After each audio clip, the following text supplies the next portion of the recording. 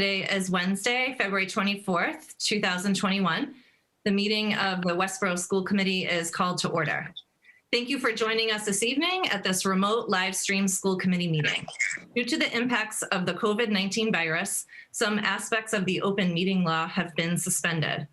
Pursuant to Governor Baker's March 12, 2020 order suspending certain provisions of the open meeting law, General Law, Chapter 30A, Section 18, and the Governor's March 15, 2020 order imposing strict limitations on the number of people that may gather in one place, this meeting of the Westborough School Committee is being conducted via remote participation. No in-person attendance of members of the public will be permitted, but every effort will be made to ensure that the public can adequately access the proceedings as provided for in the order. Town officials and Westborough TV have worked together to hold this meeting via televideo conference and broadcast it as such on Westborough TV's government channels, Verizon 28 and Charter 192, and streamed online on the Westborough TV YouTube channel for persons who would like to listen to or view this meeting while in progress. Any votes we take this evening will be roll call votes due to the remote participation. If you would like to speak at an upcoming school committee meeting during citizens' requests, please email your request prior to the start of the meeting at school-committee@westboroughk12.org. Thank you to Westborough TV for covering the broadcast tonight. And as a reminder, a recording of this meeting can be accessed from the Westborough TV website or YouTube channel at any time. So we have with us tonight Superintendent Amber Bach, Assistant Superintendent Dr. Daniel Mayer, Vice Chair of the Westborough School Committee Steve Durrett, School Committee members Sarah Dulé, Lisa Edinburgh, and Raghu Nandan, our Student Representative Kyla Kamugo, our Recording Secretary Jen Benton, and Aiden is here from Westborough TV handling the live stream and the recording of this meeting. And we have residents joining us for citizens' requests, Daniela Carrigo-Das, Michael Beretti, Diane Romano, and Carl Schimmer. So I'll just run through the agenda. Our agenda for this meeting is as follows. We will begin with an approval of minutes from February 3rd, 2021, regular session. We'll have a superintendent's report and a report from the assistant superintendent. Then we'll have school committee member reports. We'll move into a building projects updates, and then we'll have citizens' requests. Then we have our COVID-19 impact updates, which will include a data dashboard review, expanding more in-person student learning. We'll get an update on pooled testing and an update on changes in transportation guidance. And we'll have a fall 2 sports update. Then we'll move into a strategic plan. We're going to be looking at a draft of the equity and race priority, which will be a part of our next strategic plan. And we'll also look at a summary of staff race and diversity data that was recently gathered from our staff and faculty. We will have a reappointment of Kathy Stoker to the Westborough TV Board of Directors, and we will vote to approve our school year calendar for 2021-2022. And then we do have a need for an executive session. So we will begin with an approval of minutes, and we're going to be approving the minutes from February 3rd, 2021 regular session. Is there a motion to do that? This is Sarah. I'll make a motion to approve the regular session minutes from February 3rd, 2021. Thank you, Sarah. Is there a second? Oh. Thank you. Any discussion on those minutes? All right, we'll take a roll call vote. Sarah? Dulé, yes. Raghu? Nandan, yes. Lisa? Edinburgh, yes. Steve? Durrett, yes. And Vincent, yes. 5-0, those minutes are approved. So I will turn it over to our superintendent for her report tonight. Thank you very much. It's good to see all of you. Thank you. It's good to see citizens joining us as well. Welcome. We had vacation week last week, so our reports this week are usually pretty quiet because everyone was resting. It was a snowy week, so as a superintendent, I just want to comment that for me, it was a very enjoyable week because I don't need to call snow days or delays.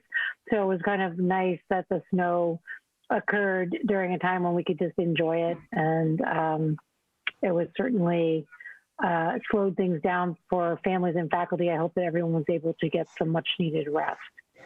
We're currently in a remote week with a good number of students coming in for attendance at school based upon their individual needs. And I've been able to visit the high school today and participate in meeting with some students. And principals across the district report that the week is moving along smoothly.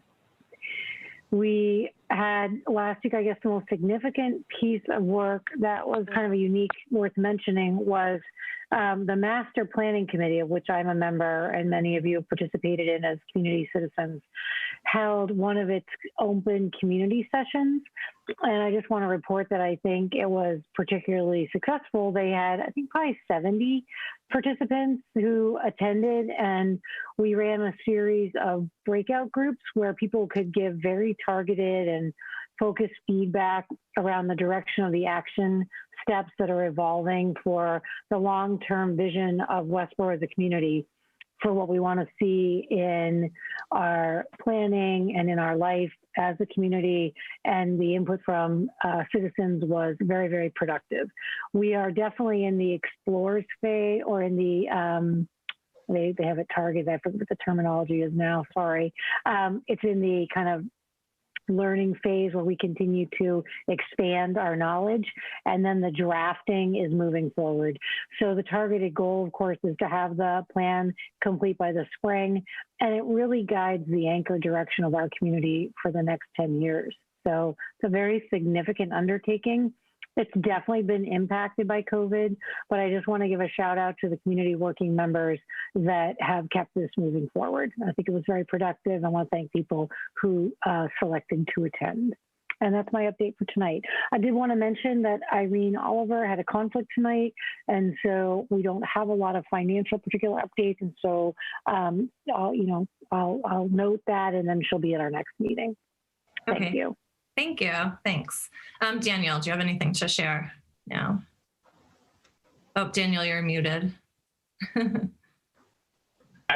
got a couple of updates that I'll give you during the course of the meeting, having to do with the equity data and also the survey data having to do with our COVID plans for reopening.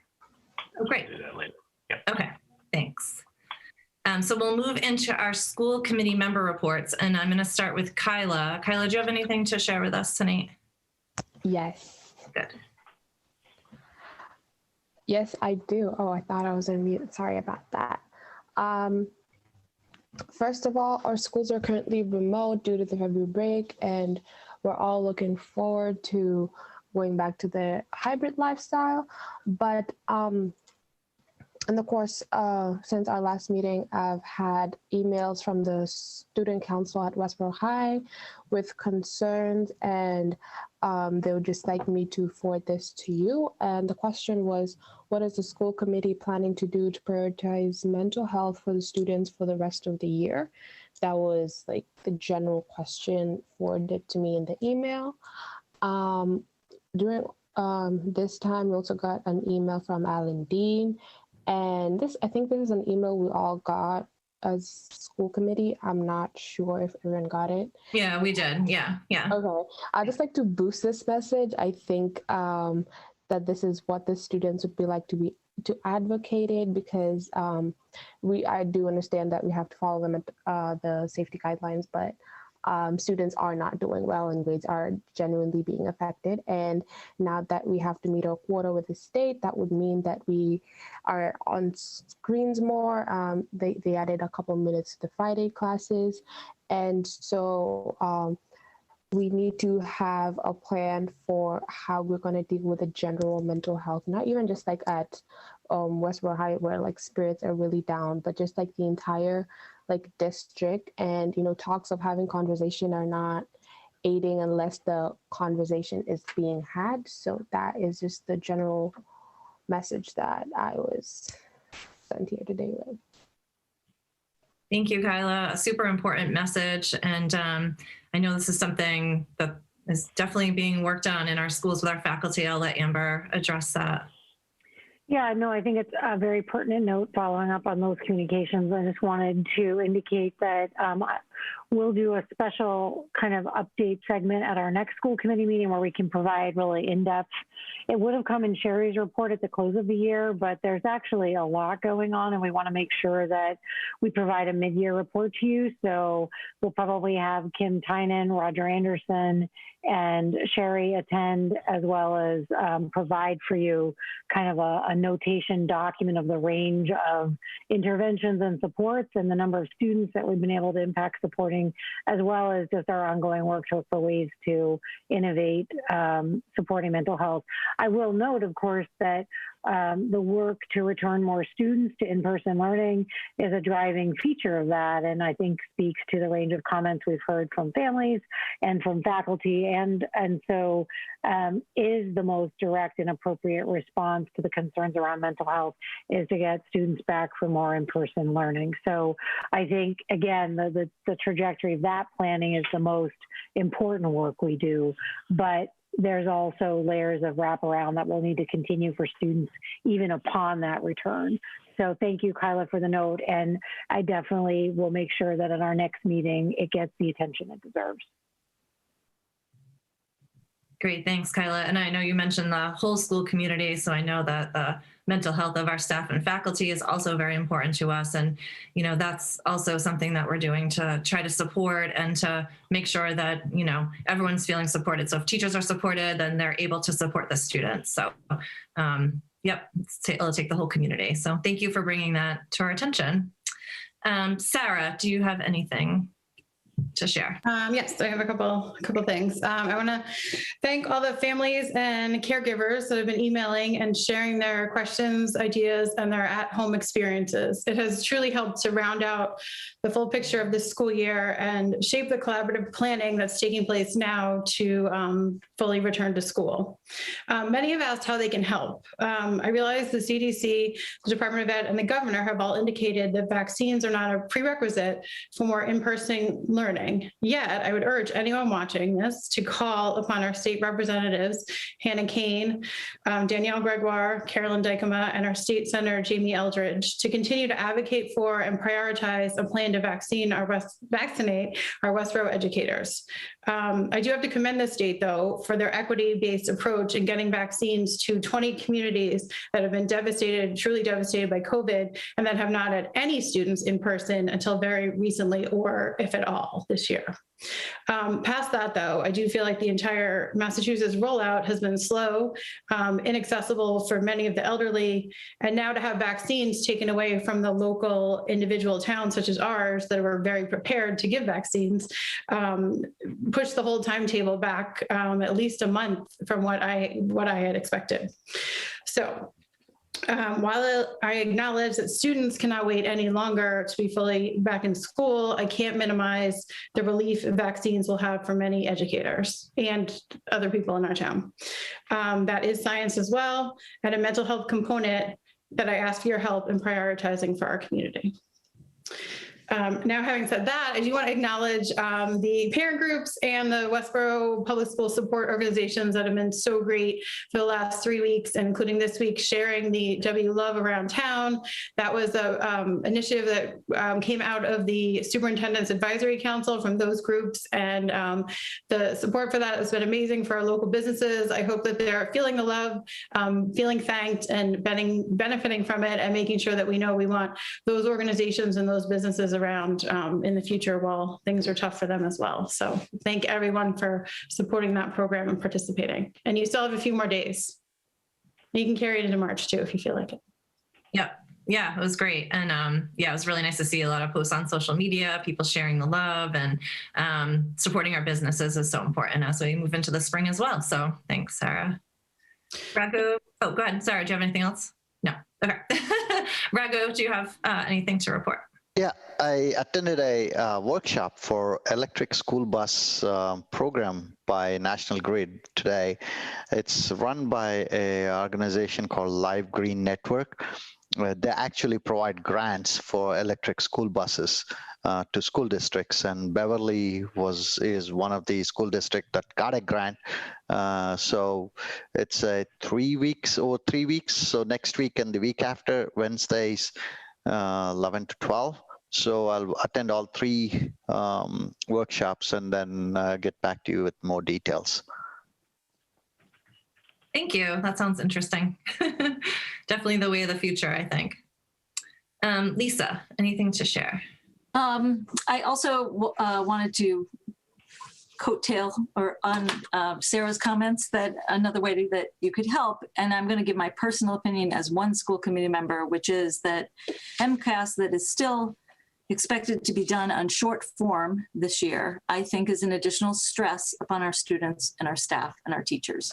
And so if there's another way to help, it's to push upon our state and DESE to Department of Elementary and Secondary Education to voice your opinion about that, because I think that they need to hear from our parents and our community of how you feel about MCAS still existing in this climate where teaching time and any time with our students is so valuable that to utilize it in any other way than direct instruction feels amiss.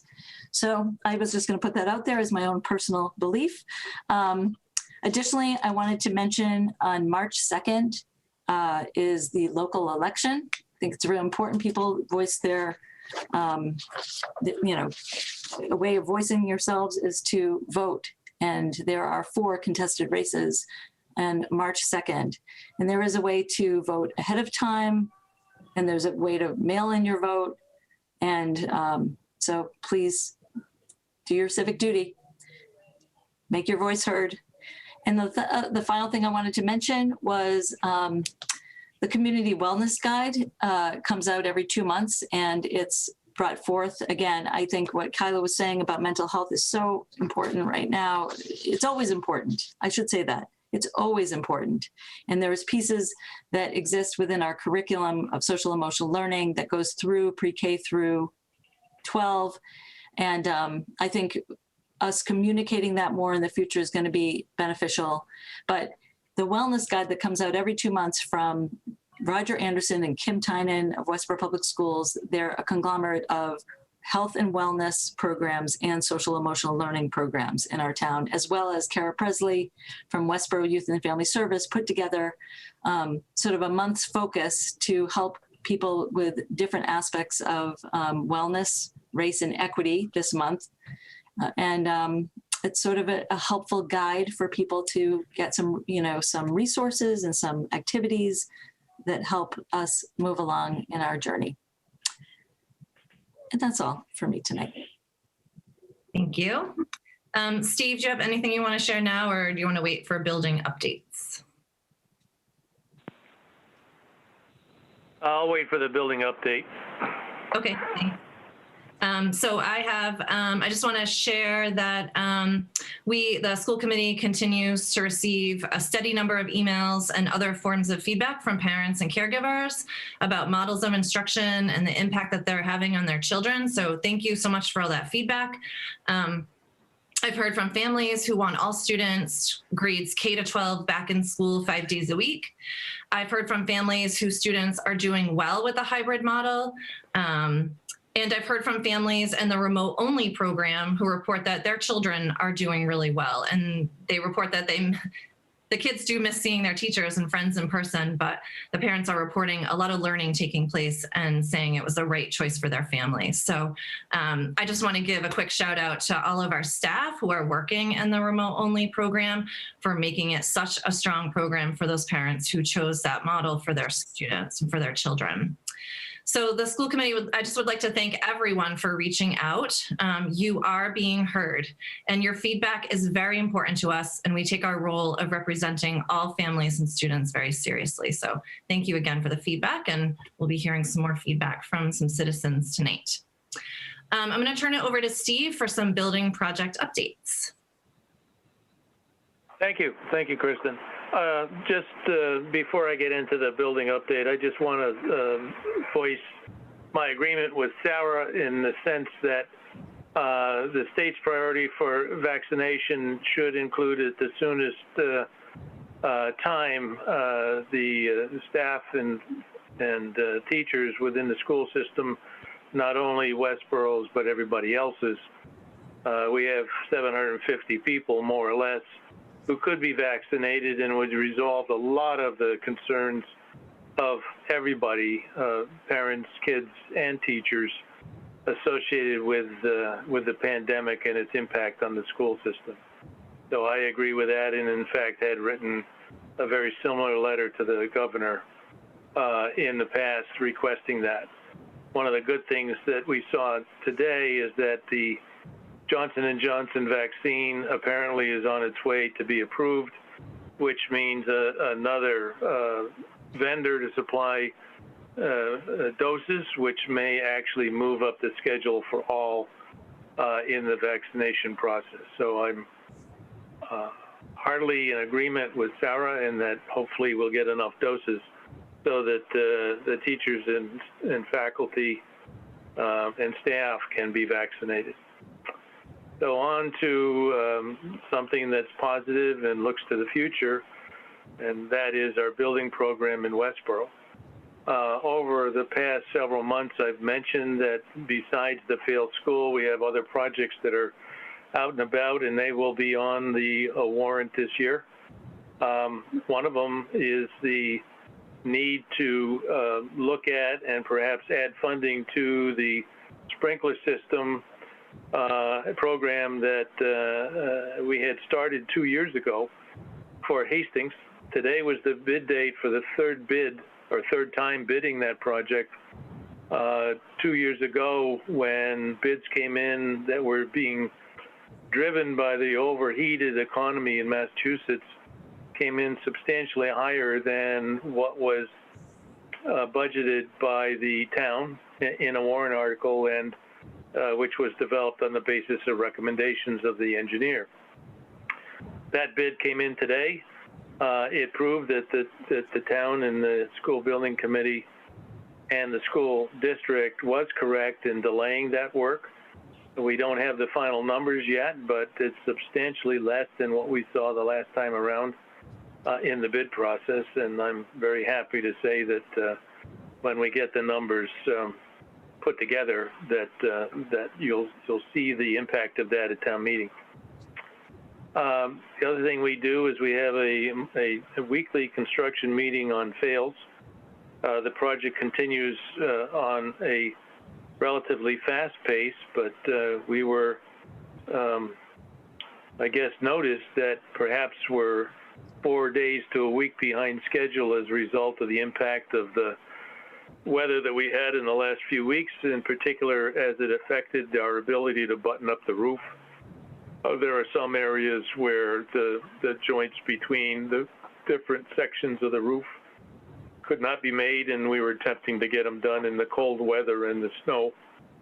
And we had to pull the crews off because they weren't effective in the weather that we had. That affected some of the work that was going on inside the building, and that's how come the project appears to be delayed at least that amount of time. And it may be progressive. We'll find out within the next 2 weeks whether we can make up that time or not. But generally, we are on schedule, more or less, expecting to finish on time, but not necessarily as early as we had hoped for school in 2021. And so far, the budget is holding. So thank you. Great, thank you, Steve. Does anyone have any questions for Steve before we move on? I just want to add one thing to it. One of the struggles that we've had because of the soil conditions at the site is that the soil at the site is super fine till. Actually, it's a form of clay. For those of us who suffered through the construction on the beginning of Nurse Street, probably 10, 15 years ago, that's the same material that exists in the ground at Fales. As a result of some of the heavy storms we had before the snow fell and the ground froze, there were issues associated with erosion and sediment that was getting into the pond at the bottom of the hill. We're working with the Conservation Commission and the construction people at the site to try to resolve that issue. And one of the things that I pointed out to our people was that the pond at the bottom of the hill, based on research that we made, was a factor that was part of the original school construction and was used as a sediment basin, as a man-made location. And that was proved based on looking at USGS sheets from 1888, 1947, and the pond appeared on the sheet in 2012. And so it is part of the design runoff facilities for the original failed school, and we're hopeful that it can be ruled the same at this point in time to save the town substantial amount of money in regards to other features that we may have to build if we can't do that. So again, sorry for the interruption. No, that's interesting, doing a little bit of research there on that. Okay, thank you, Steve. So we are going to move into citizens' requests. And as a reminder, we have a policy regarding citizens' requests, and some important pieces of this policy include that each speaker will be allowed up to 3 minutes to present their material. Public comments by residents at this meeting are not a discussion, debate, or dialogue between individuals and the school committee. It's an individual's opportunity to express an opinion on issues within the school committee's authority. And as a reminder, written comments longer than 3 minutes may be presented to the presiding chair before or after the meeting. So speakers tonight, you're welcome to send me in writing any additional comments that I will then share with the school committee to better inform us on the opinions that you want to express. So just remember, when it's your turn, you want to unmute yourself and then state your full name and your home address. So we're going to start with Daniela.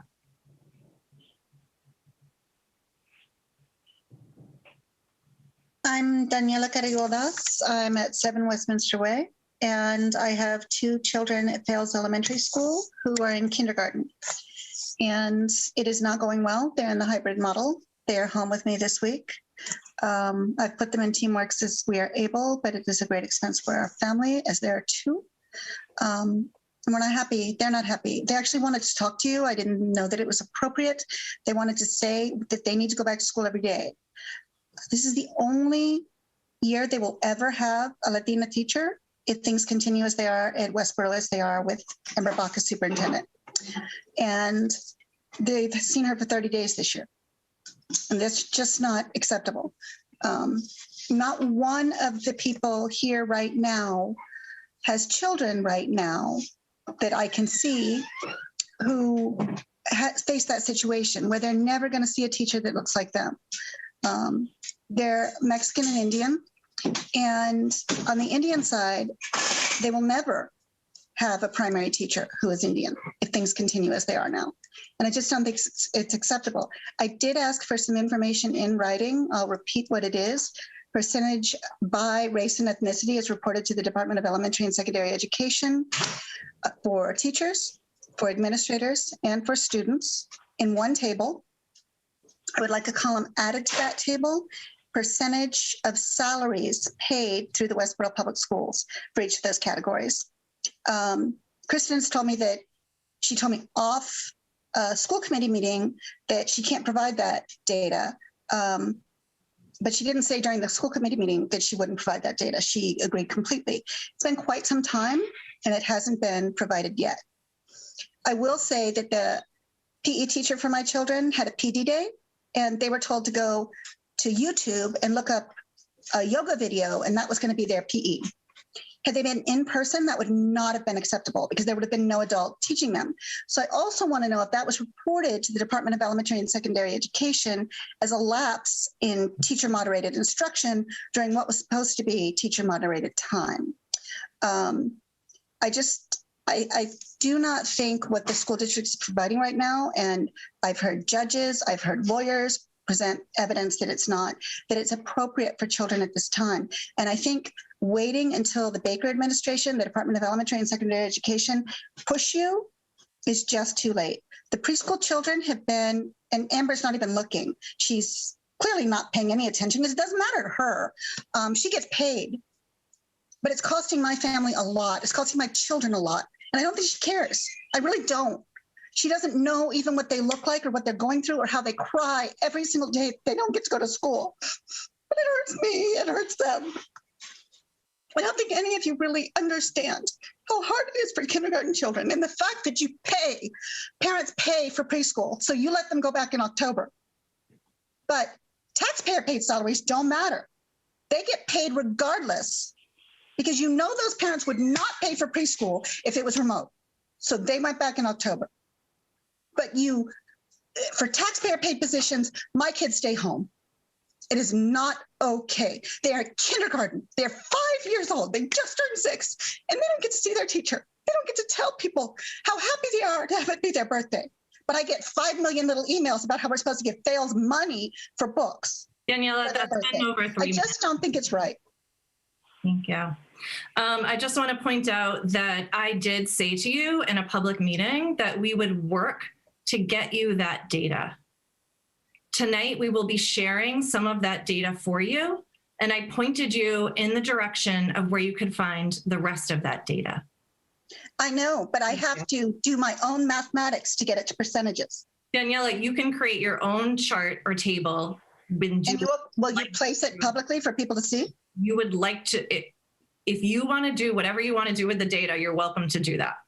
And will you do the salary portion? Because I can't do that.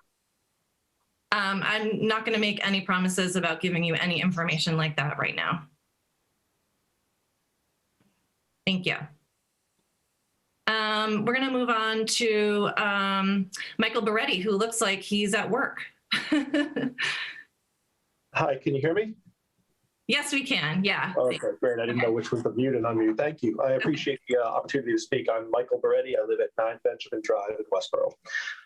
I'd like to first thank the school committee for their hard work during this challenging year. I don't envy you or the position you've been in, and I'll try to be brief. I have a prepared statement. As parents to 3 children in the Westborough school system, grades 1, 3, and 5, my wife and I, like many parents, have struggled through the challenges of the last year with remote learning, unpredictable and unavoidable changes, and trying to reconcile the roles of working parent, provider, and teacher simultaneously. And it's been nothing short of very difficult, as I'm sure every parent will tell you. There's been a lot of discussion recently, which I won't try to rehash, about the profound effect that the last year has had on our children. I know everybody has brought it up, both educationally and social emotionally. And I'm confident that everyone involved in this conversation has the best interest of our children at heart.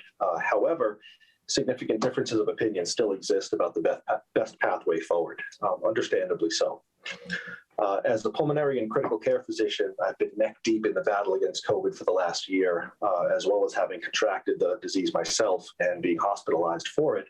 I am in no way deaf or ignorant to the ramifications of this condition in any way. That being said, the public perception of this disease has shifted in the last year from one of mitigation to one of accepting nothing less than total eradication. That, in no uncertain terms, is not possible, and everyone will tell you that.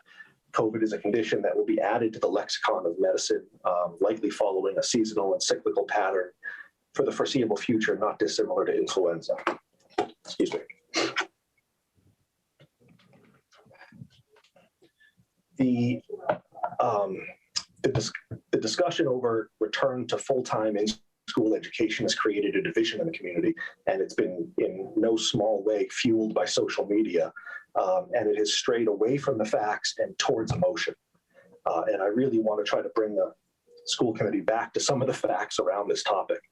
The facts, undisputed in no uncertain terms by the CDC and universally in the medical community, are that transmission between children is extremely rare, as is transmission between children and educators. And I'd like to point this next part out. Even in the absence of vaccination, before vaccination. This is borne out, in fact, through the private and Catholic school systems and by an increasing number of public school systems around the country. Educators are, well, in addition, I mean, it cannot be discredited that the overwhelming majority of people who contract COVID-19 experience mild to moderate symptoms only, and often are asymptomatic on top of that. Educators are essential workers. If the guys who stock the shelves at Roach Brothers are essential workers, our educators are essential workers, nothing less. They may be the most essential as their work shapes the future of our society.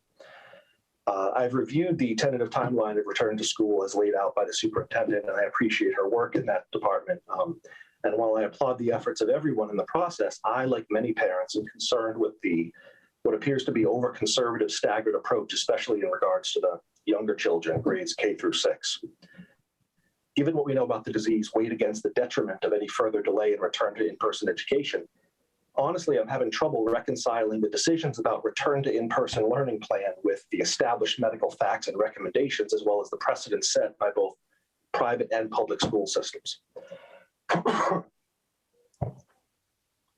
As a product of the Westborough school system myself and as a long-term resident of Westborough, I've always taken pride in our town's ability to overcome challenges, as well as the outstanding reputation of our school educators, as evidenced by the fact that I do what I do. I can only hope that we continue to prioritize education and the emotional well-being of our students in the face of the current crisis, and less the emotion and the whatever alternative motives may be at play in regards to who is on what side of this discussion. So again, I thank you all for the forum to speak here tonight, and I wish you the best luck and wisdom in your decisions going forward. Thank you, Michael. We appreciate you sharing your feedback. And we agree with what you have shared. We agree with the science and the data, and we are moving forward with a plan. And so thank you so much for offering your perspective. Thank you. Thank you. We'll move on to D.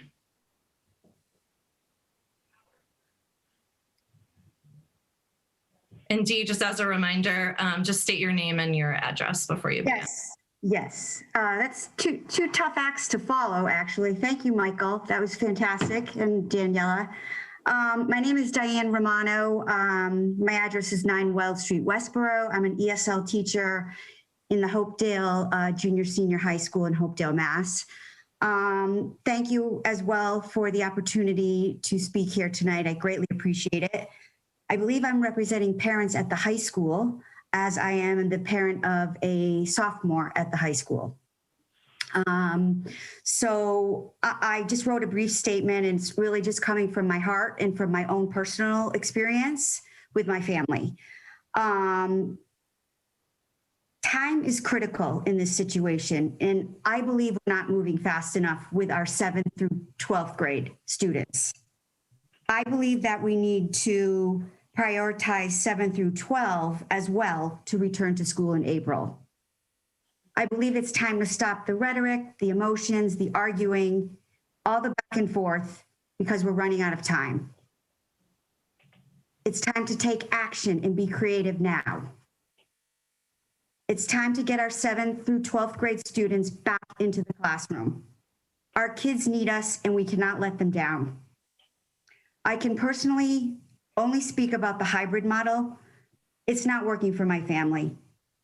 There have been too many inconsistencies with days in, days out, snow days, remote weeks, vacations, holidays, etc. Not to mention the days when we have been exposed to COVID and have had to quarantine. There's been no learning on those days at all. In my personal opinion, asynchronous learning has been a recipe for disaster. Now, I know there's advantages and disadvantages. From my experience with my child, it requires a lot of self-discipline, it causes a lack of motivation, and there's that lack of personal interaction and instant feedback. And I just believe it's time to stop that. Some kids may be having success with this learning model, and I'm happy for them.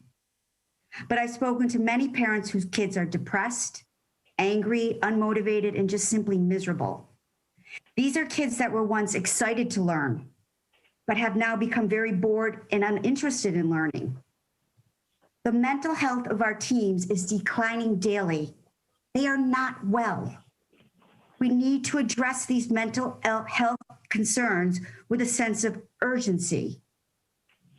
I don't believe academics can matter if a teen's mental health is not well.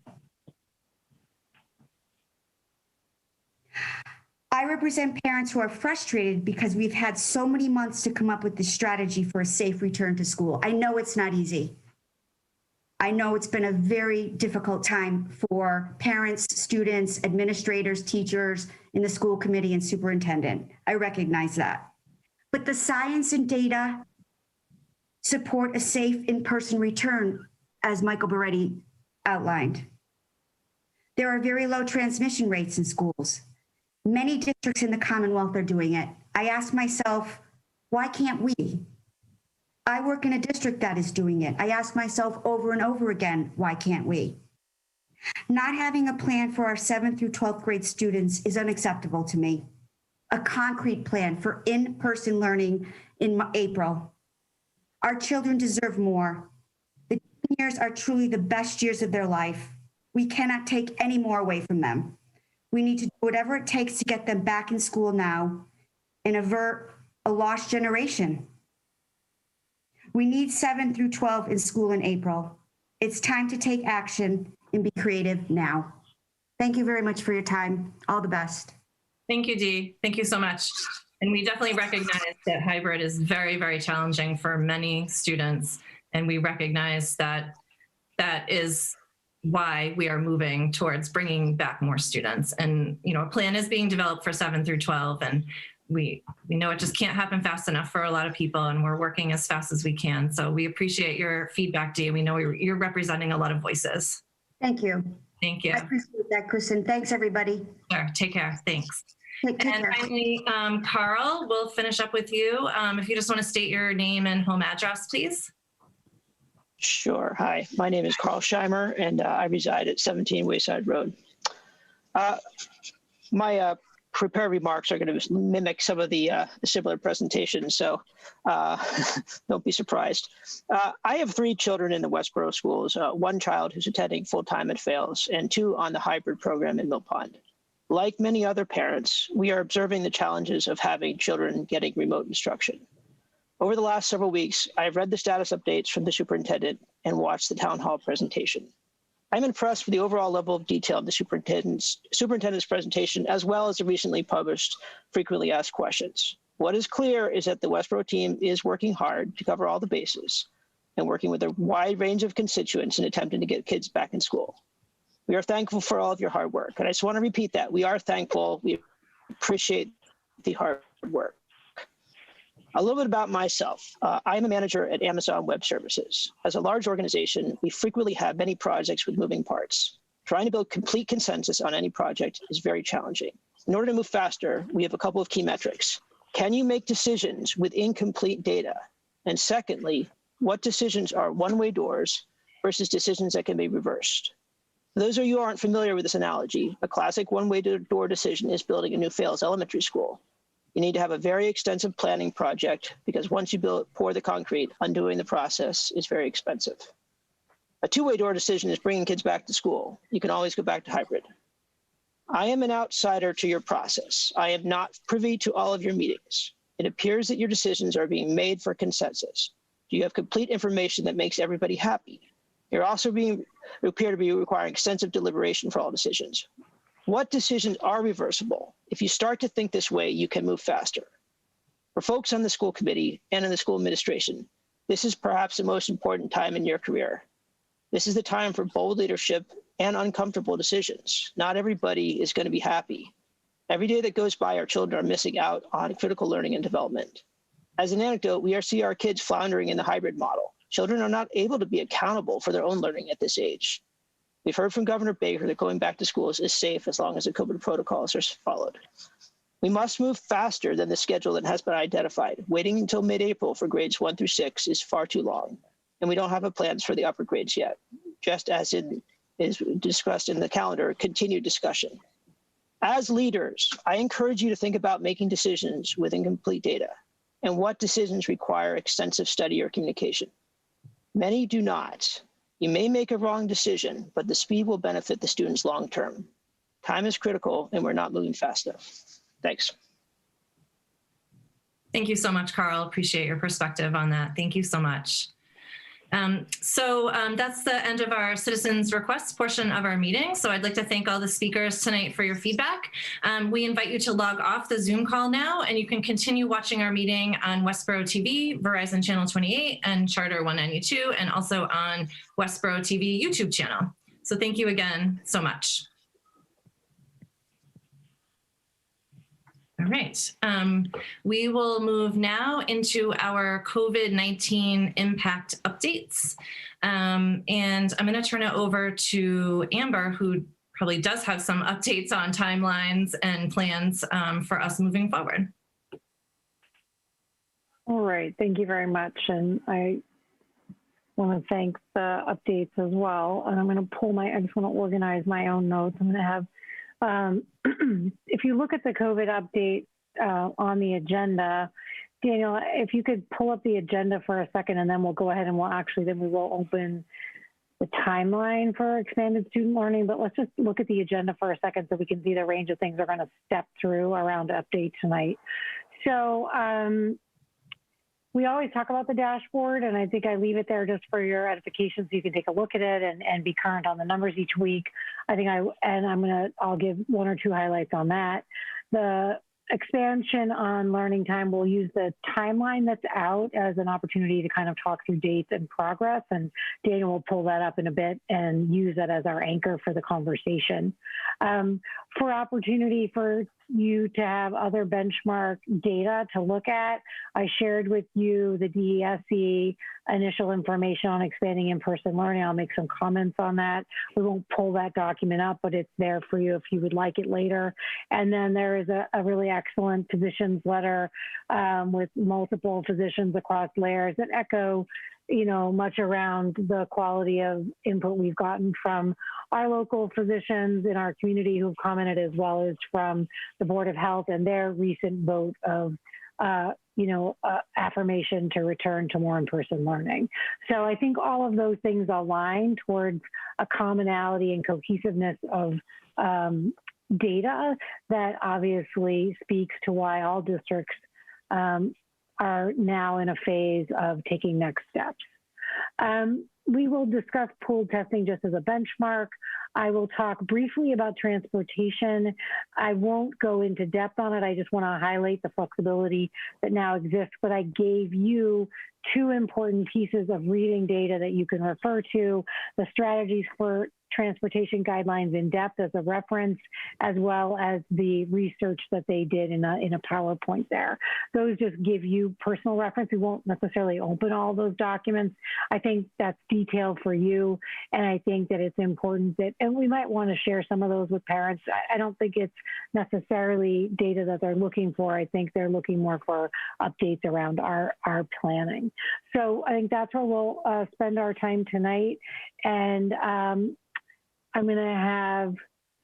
just going to pull this loose so I can keep track of it while we're working. And Daniel, if you want to open up the timeline, I think it would help us to then use that for our updates.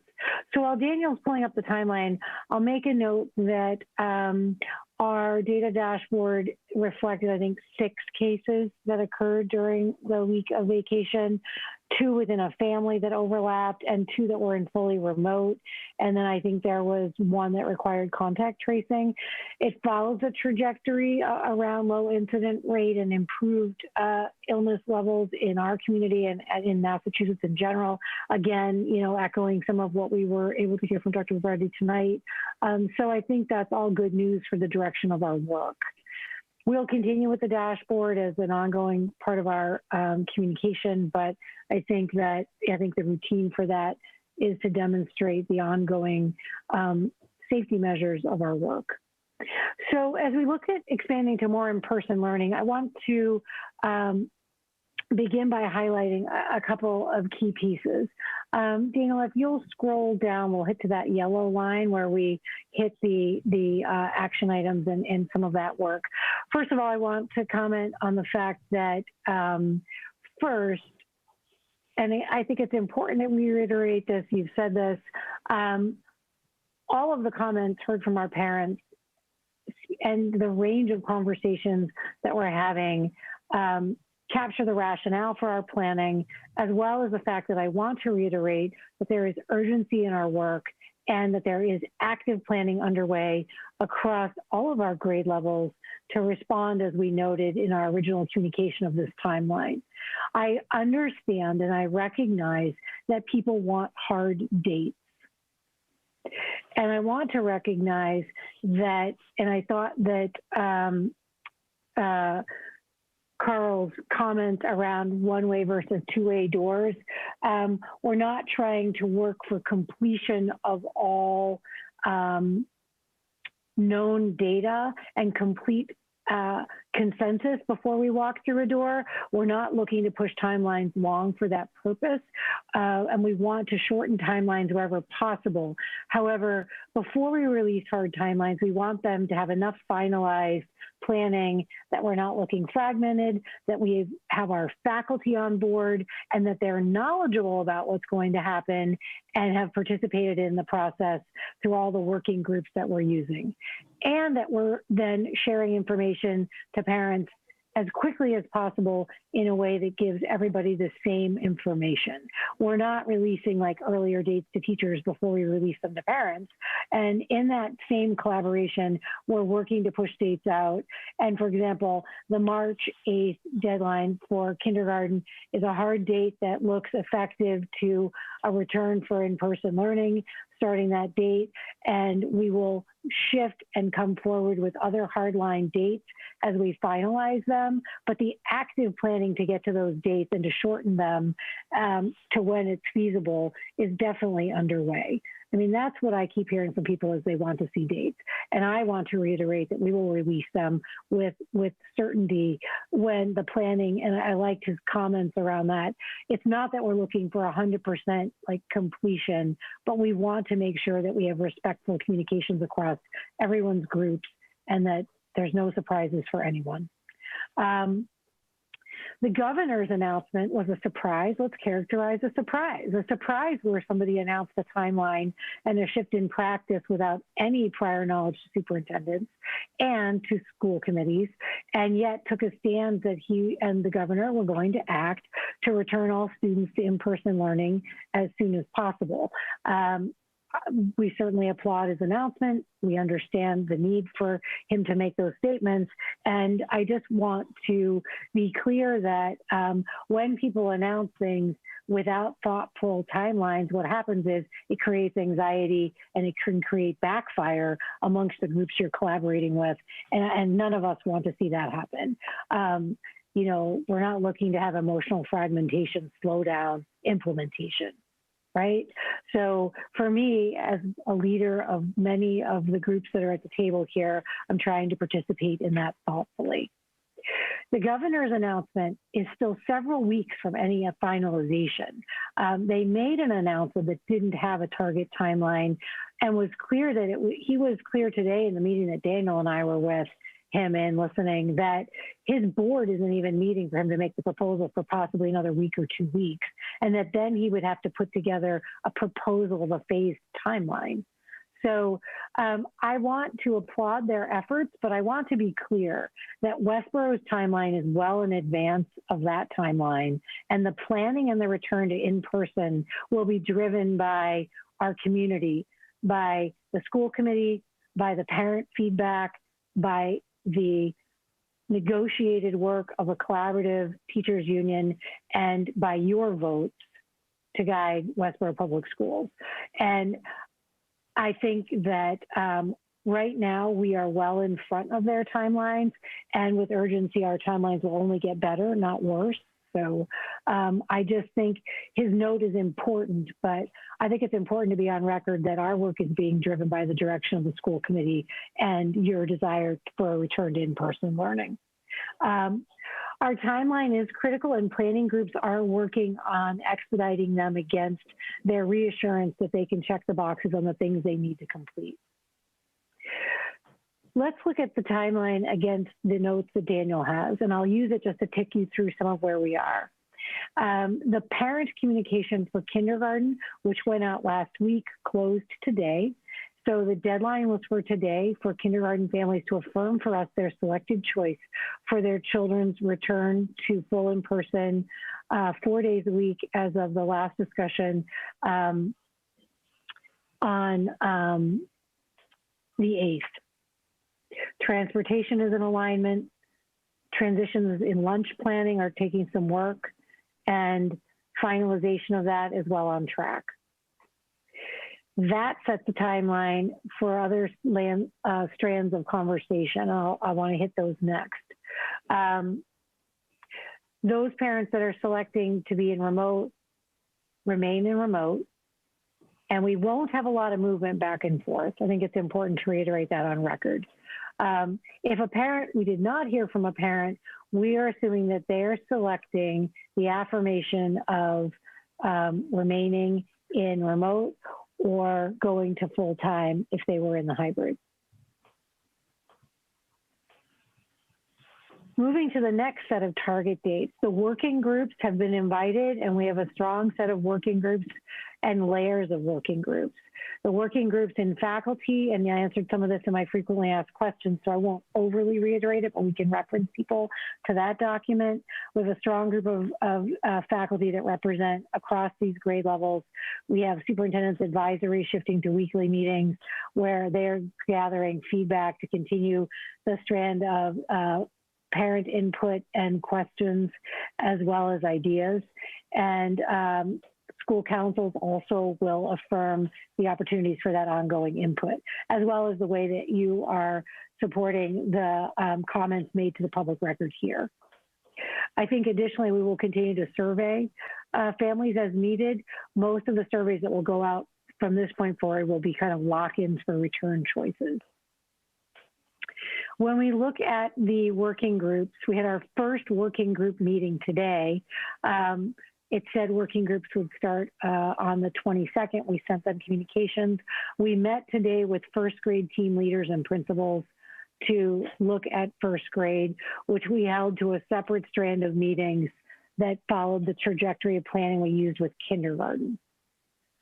We anticipate announcing a timeline on first grade as soon as possible, recognizing that, you know, I think it's important for people to realize that when I released this timeline, it was recognizing where I was in conversations and where with a range of these groups.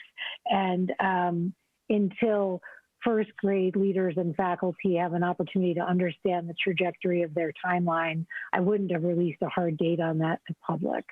So that timeline will follow next.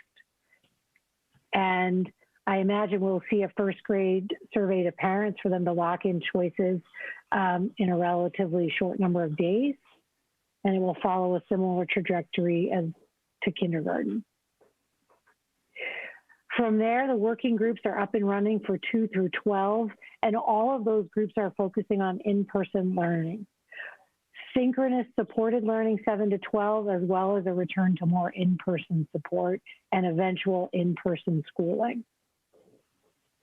That'll have 2 phases for 7 to 12, an improvement to synchronous support or more in-person opportunities, and then a look at what in-person looks like for return 7 to 12.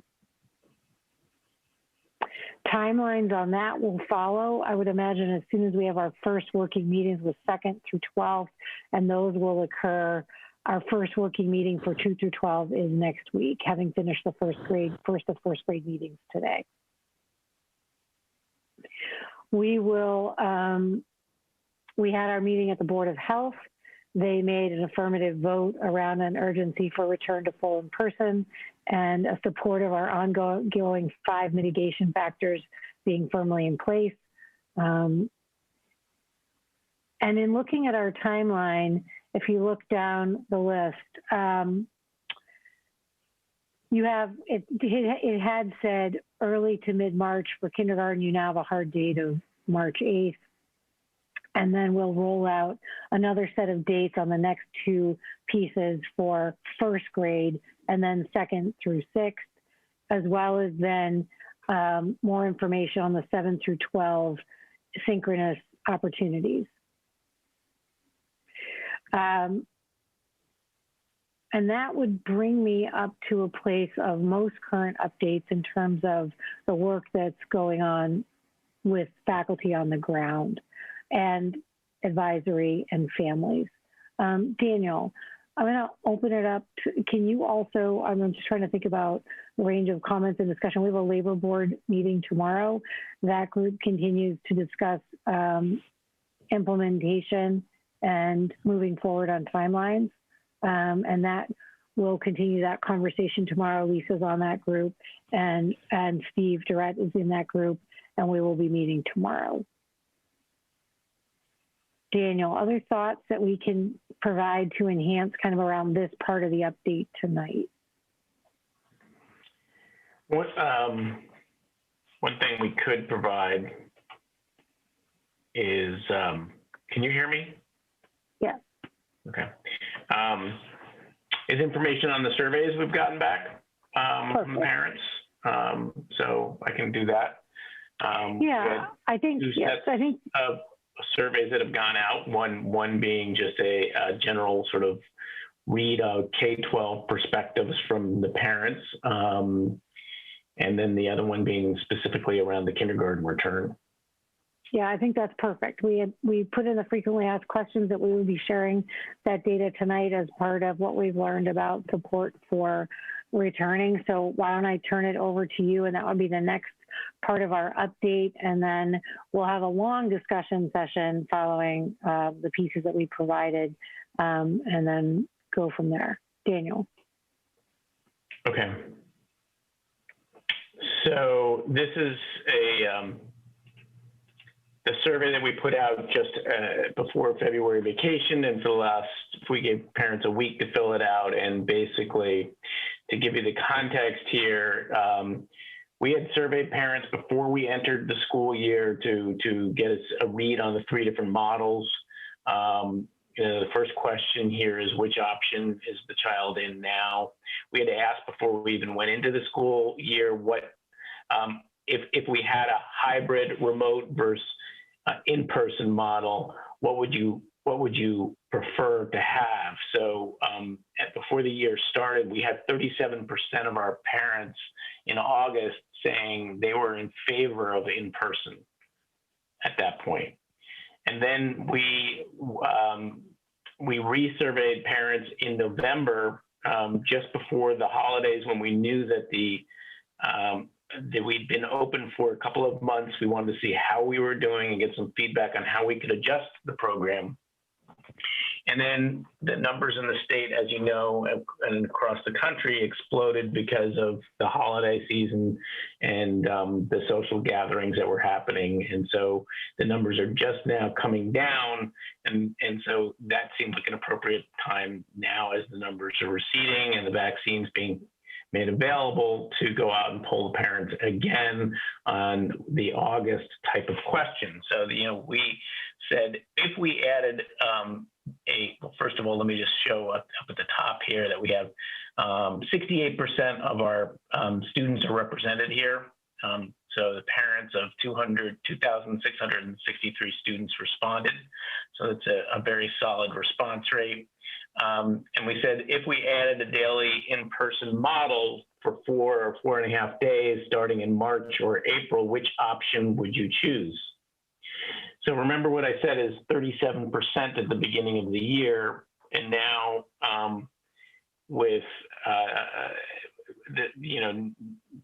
the point at we're at the, in terms of the trajectory of the virus and how people have lived over the last several months, and their perspectives have obviously shifted, and now it's over. It's 63, almost 64% who are in favor of the daily in-person model.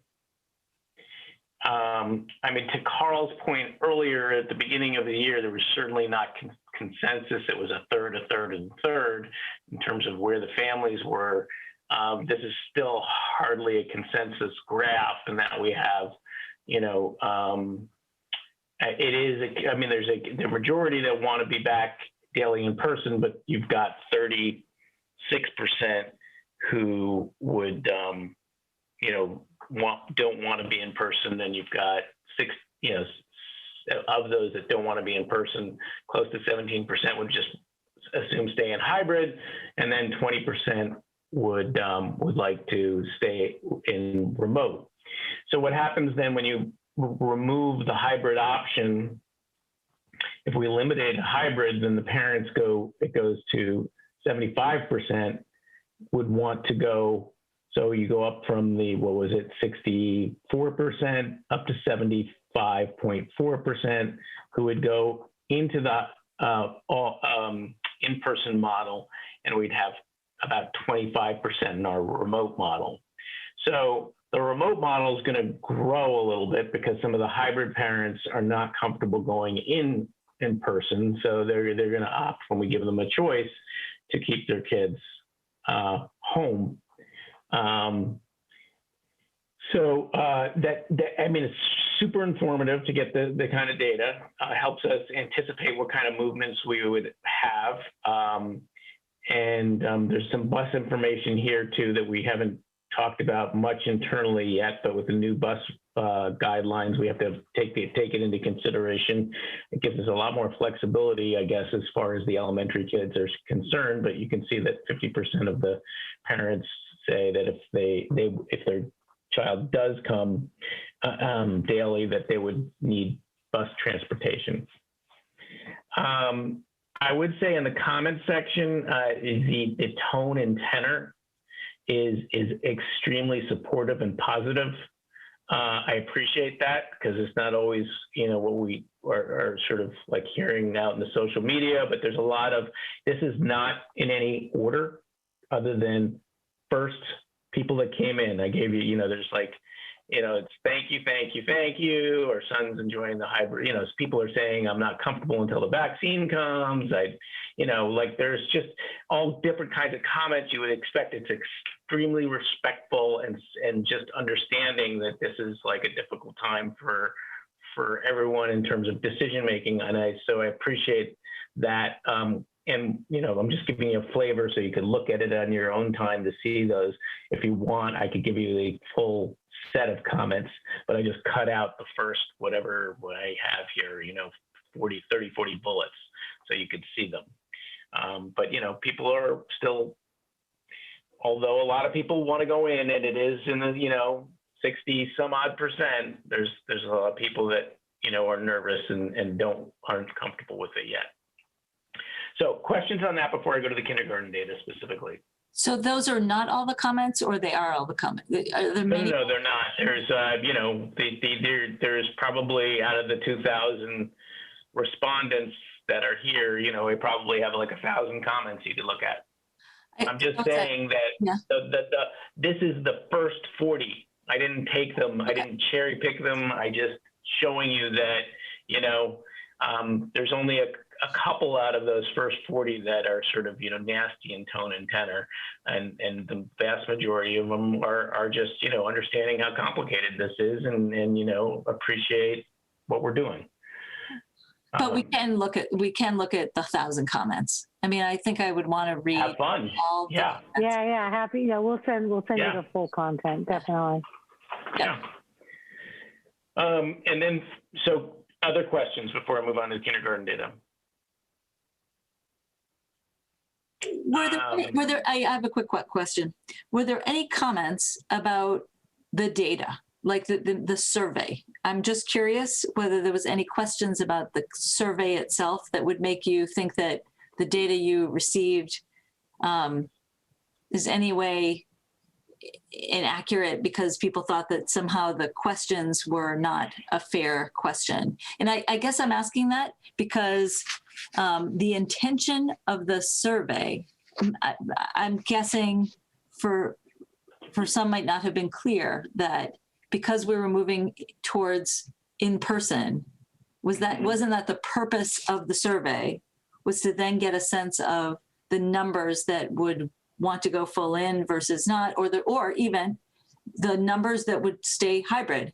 If we were to discover that 70% of our district wanted to stay in hybrid, could it have changed our decision making for the future? And was that the intent of the survey?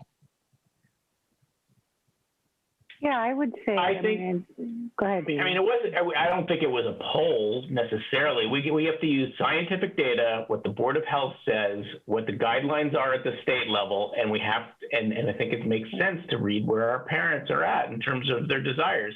I mean, I do think we would think twice probably about if we knew that we were going to open for in person and people were not going to send their kids and they were all going to shift to remote, then we would, what would be the purpose of, then we might rethink how we did that, because I mean, it would cost, remember, if we give people the choice and we have to shuffle our teachers around, if it was a different outcome, there was substantial shuffling that we needed to do, we'd have to address that, right? Right. So at some point, we're going to go to, the next phase here is like, okay, so now tell us which you're going to choose. And it looks like we will have most of the people, the vast majority of the people who are in hybrid are going to move in to in-person. That is good because the hybrid teachers are teaching in person right now, from the vantage point of not having to reshuffle the deck in terms of students with teachers. Because you can imagine like a scenario where we would have to take teachers who are teaching hybrid, but now so many people wanted to go remote because they were against in person, that then we would have to shift the class, their entire teaching load to become remote. So yes, it was meant for us as it's a planning document, I think it's so helpful because I thought of it as planning data, meaning that you would have a sense of which direction you would need to foster in terms of making it work. Is it right? And so people were asking that of at least myself was, will this mean an additional, teacher here or there? Will there be switches? And it really was, I believe, dependent upon the data. So when we do get a hard number, that's going to be really helpful when people fill out their surveys for what they plan to do. Right. I think too, and it echoes back to some of what Carl Scheimer was saying. It's like you're getting layers of data so you can be nimble and move quickly. It was a planning check. Parents also said, well, ask me again. And we want to, again, be responsive to our parents. And something that's really incredibly strong in our community is our parents leverage surveying really effectively. I mean, our turnout on surveys is always very high. It gives us good match data to the feel of the community. And so it's just one more piece of flexibility so that we can be nimble coming into conversations. Because then, when you're in planning meetings with people, they're going to start to unpack what ifs. And so data helps you just be nimble and responsive and say, well, our temperature check shows there's not too much shifting. And so all of this is layering in against the conversations that we're having, and then also affirming for parents that we're checking in and want to hear more and just keep the layers of communication open. So I'm very pleased that it gave us what we needed. The data you see for the kindergarten is different. That's a hard check. It's like sign up. If you don't, we're calling you or we're locking you in. That's a different type of survey. But this one gave us kind of exactly what we needed. Good. For the purposes of, sorry. Hi, Raghu, go ahead. Hi. So of the 65% that's district-wide, do we have some kind of a data that gives a grade range, K through 3, 4 through 7, however you want to slice it? Yeah. I can is run it the data. spread out evenly? So the kindergartner parents, I presume the percentage would be more. So is it less? Is it the same? So across the grades. Yeah, I haven't done a fine grade analysis of it yet because I haven't seen a real need to do that at this point. I mean, we do know that 40% of our that's remote. We certainly will get to that. I mean, the survey just closed a couple of days ago, and so I just didn't see an exact. What I'm trying to get is the distribution equally amongst the we are planning, in those phases is those levels, grade level ranges, is it distribution equally? Yeah. Yeah. I can easily do that. I mean, it's a good question. Like, is it 16.7% who want to remain in hybrid clustered in certain grade levels? Yeah. Right. You know, we'd want to know that. Sure, I can do that. Is that, sorry, this is Sarah, data then that you could obviously bring back to the working groups if you broke it down by, 4, 5, 6, or 2 and 3, grade 2 and 3 or whatever? Yes. Question. This is the teacher's data, right? This is data from parents electing what they want for their students, for their children. Yeah. So can I show you the kindergarten? Yes, please do that. Okay. And this is, I think, the most helpful data. So as we're trying to bring back students, this is when those working groups kick into action, and you and Amber decide, like, do we need a new teacher at this grade level, or do we, this is where the real planning can take place to make it happen. Yeah, absolutely. And what's interesting is, as we just saw where there was 64% who were so which option is your child in now? 64% are in the hybrid, and that's going to, when they are given the choice, it's going to go, and there's the 9% are already coming in. They're already really part of that 64 to some degree, in that they're in-person learning. So it's the 26% that are fully remote right now. So the 26% that are fully remote, when we switch the model and we say, what are you going to do? Which model do you want for your child once we get rid of the hybrid? The colors change, which is kind of irritating, but I can't control that. It's just like a Google thing. And I just pluck. And so you just have to look at over here to see what we're talking about. So hybrid is blue over here, right? But then fully remote is blue down and below. So it's, but the important thing to see here is that the remote, which is red and 26%, is now for the kindergartners, it's at 25.7%, which is virtually unchanged. So the percent that are remote is virtually unchanged, and the hybrid kids are all shifting over to in-person. Now, I will tell you the truth be, when you look under the hood a little bit, there's a few, and I really mean a few. It's like maybe 5 kids who are fully remote who are going to go out of the remote category, and like another 5 kids, and they're going from remote, and they want to go to in-person, and then there's there's a handful of hybrid kids that have said, we're not comfortable going in person, we're going to go fully remote. That was the best case scenario for us in terms of, like, again, if we had to reshuffle the deck here, it would slow things down tremendously. So we're in the process now of working with the building principals, are looking at the data, making sure, like, these 218 students that are represented here is 70%. So that means that 30% we still haven't heard from. So we need to identify each of those families. I mean, some may have done it today. I don't know. I put this together early this morning. But in any case, we're now going to, nail down who's going where. We're looking at space issues. I do not anticipate that we have any major issues that we need to deal with in terms of having to restructure a teacher's classroom in order to accommodate the small level of shifting that's going on here. So. No, that's a great summary. So you can see the difference between one type of survey and this one where we're getting another type of data, which is real tight planning data.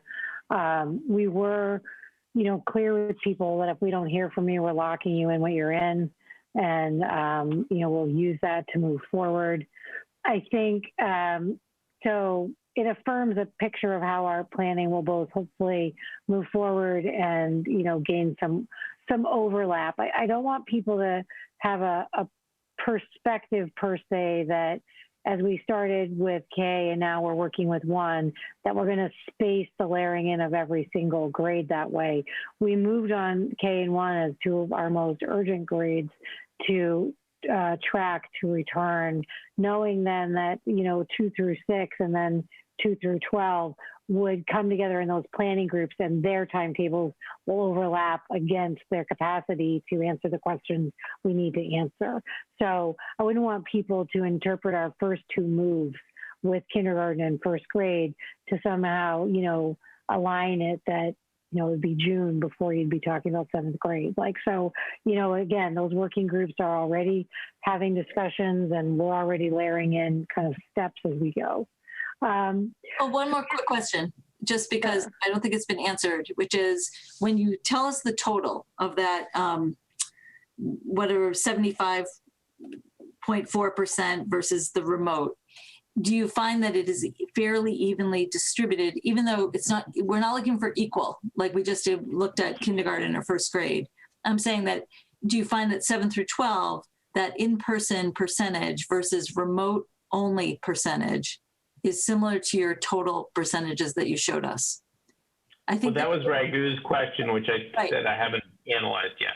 Okay, so I guess my question is, when we see that, will we not be seeing it for 2 weeks, or do you think we're sharing that data with parents? I think that that's one of the questions, was that if you're a parent looking only at 7 through 12, you're going to want to look at that data. If you're a parent who's looking at 4 through 6, you're going to want to see that data. And that's why I think he's asking it, and we're sort of pushing on it. And in other words, would any of these decisions change your perspective about moving to full in or not? I think that's what people at home might be thinking about. Well, I mean, I do think that right now with we still have a tremendous barrier at the secondary level that's logistical in terms of meeting the CDC's recommendation that we do cohorting. And so and that's why they're not on the fast track, even at the state level, to be looking at the secondary level for in-person learning yet, because of the cohorting. So we're concentrating on elementary. It doesn't mean I won't look at the secondary data, and we certainly will. And between now and the end of the week, I can look at the data, but I'm not sure what, I mean, the reason why the timeline that Amber outlined puts priority on K-6 is there's much clearer direction from the healthcare professionals and the educators at that's the area we should be concentrating on.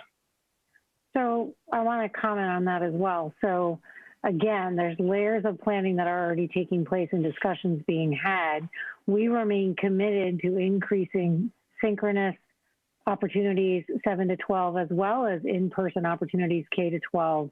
And I wouldn't want anyone to step away from the discussion thinking that we were somehow, not looking at that, or that we were dragging our feet on it. I think, to Daniel's point, it's got more complexity, which I think obviously the state even hasn't come forward with a timeline that makes sense. But there are a range of districts who are discussing this, working on it. I'm sitting in those working groups. I'm listening to discussions around what 7 to 12 could or would look like. And all of them are beginning to grapple with that same discussion, but it's on a shifted timeline against the K to 6, where, again, to Daniel's point, there is more clarity, there's more momentum, and there's more capacity, given that we have those students cohorted. And then when we look at 7 to 12, it means you have to solve some of the problems differently. And so, and I'll make one example, and then we'll table this part for tonight, because I don't want to confuse people in our discussions. I'd prefer to come back with more concrete updates. But as an example, you can look at the spacing available to you in a high school classroom or a 7th grade classroom.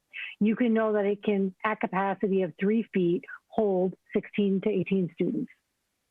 You might, in one section of the class, have 12 students, a French class, and in another French class the next period, you might have 29. So do you dismantle that French class so that you can reshuffle the schedule? And that means that you can then space that student into that room. Or if you only have a few classrooms that face that criteria in the fourth block of the day, do you move those classrooms to a different space? Okay, so the complexities are layered. Do you break apart student schedules? Do you move students out of classes at this time of the year in order to accommodate having them be present? Do you come up with another creative solution? Do you look at cohorting differently? Do you change schedules or do you move rooms? So currently, when you look at information and data and planning, they're looking at all of that. They're not going to just wait another couple weeks and then ask that as a first question. They're doing that legwork now. So, you know, I can talk to Brian and say, please run the schedule and then tell me against the rotation of the weekly schedule, how many classrooms would have trouble fitting in at the 3-foot distance? And then that creates the data for some context of discussion. That's the level of work that we're currently doing. And it parallels then decision-making that those groups can then grapple with. Okay, so that's the level of detail work where we are right now. Districts are struggling with lunches. Districts are struggling with, will it count if you send kids home midday and then have them do some remote work, given that the governor then put out a new announcements about what might count versus not count. So the complexities, given that you have hundreds, you know, up to 1,000 students at the high school moving, how do you stagger that moving? How do you change the schedules? How do you manage lunch? How do you manage breaks? Those are the types of complexities that each have to be solved with creative solutions. And so it would be confusing to make announcements about that planning timeline before there's some concrete guidelines for which those steps would take place. It would upset students and parents to get misinformation. So that's why the timeline for 7 to 12 across even the state level is coming forward more slowly. But I want to be clear that that data grabbing and that looking is running 7 to 12 already, so that we can have thoughtful conversations with our colleagues in those working groups. That's so data helpful. from parents, yeah, thank you. And this is why we're talking about this live. The data from parents is temperature check and guidelines to the direction of the work. I don't think that sifting through that current survey data moves us further. I wouldn't want to make a parent anxious if they did or didn't fill it out a certain way. It was a great survey, moves the needle, gives us good benchmark information, and it's just another layer of the planning. I think I'll make 2 other comments around this because we have other items we want to cover tonight that are also meaningful. The transportation checks the box, workable 7 to 12 because we are a low incident community, and the guidelines are up to 2 in a seat up through high school with windows cracked at 2 inches and masks. So, you know, transportation has been mitigated in terms of a K-12 option. Also, the note on pool testing looks to a March 10th date to crack the bids and to move forward with a trajectory of then making pool testing available through the spring as another check to student wellness that would support looking towards the 7 to 12 benchmark for more in-person return, and a range of testing available for us to check on illness and rates as we move towards more in person. So I think that the momentum on all of those is in a very good place. I think that, you know, teachers are doing good work in the field to also continue to innovate. And I want to, before we step away tonight, say, like Jack just returned over at Gibbons, 20 more students beginning next week to 4 days in person in a supported academic setting design so that they can receive the working they need. Large percentages of our students, that brings us up to well around 900 or more, that are getting a good amount of synchronous instruction and 4-day-a-week in person learning. So we have continued to be responsive to our most needy families and to students that have really illustrated their struggle. So I don't want to represent the work of our colleagues as standing still while we do this other planning. That's not how this faculty has responded. The innovations to that work are continuing in their daily instruction while we are also doing these next layers of planning. So I want to give a shout out to the faculty that continue to innovate their work, to our administrators for returning more students in different settings. The library at the high school, we'll have up to 30 students through it next week for a return to more in person for students. We've talked about mental health supports, academic needs. Those students are, layering in for more in-person learning. Much good work is going on while we're also doing this larger strategic planning. And I guess that I would say that's our update for tonight. So helpful to hear the details, because I think what's so striking to hear that is to know that the work is being done simultaneously. So when people see that kindergarten is doing this, they're not really seeing what's happening with 4 through 6. Are they working on getting full in the 4 through 6 school? Are they working on 7, 8? And so to hear that the layers that need to happen are working simultaneously to make that happen, and figuring out the many details. And does it get more complicated as you go up the ranks? As you go up the grades, does it get more complicated in second grade versus first grade? Does it get more complicated in 4 through 6 because it's another building?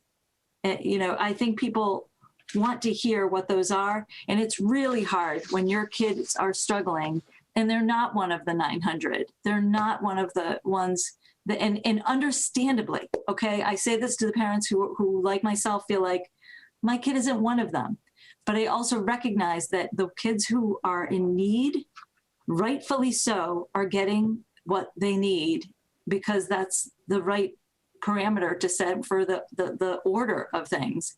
But at the same time, it's hard to hear. I hear you. It's hard when your kid is struggling with mental illness or mental health issues, who are not in the position where they're getting that support in the asynchronous learning. And thank you. And I want to reiterate as well, the messaging from our community and across the state, across the nation, is around the degradation of the capacity for families to sustain this model.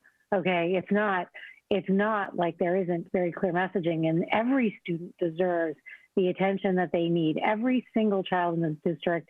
And that is why the shift you see, and again, I want to reiterate, our timeline is not off on the trajectory of what other districts are doing. We're in front of many districts, we're in the mix with many districts, and we will continue to escalate our timeline thoughtfully as we can. But we are where we should be in comparison to many of our colleagues, and we want to take steps forward in relationship with all of our stakeholders, parents, faculty, students, the state.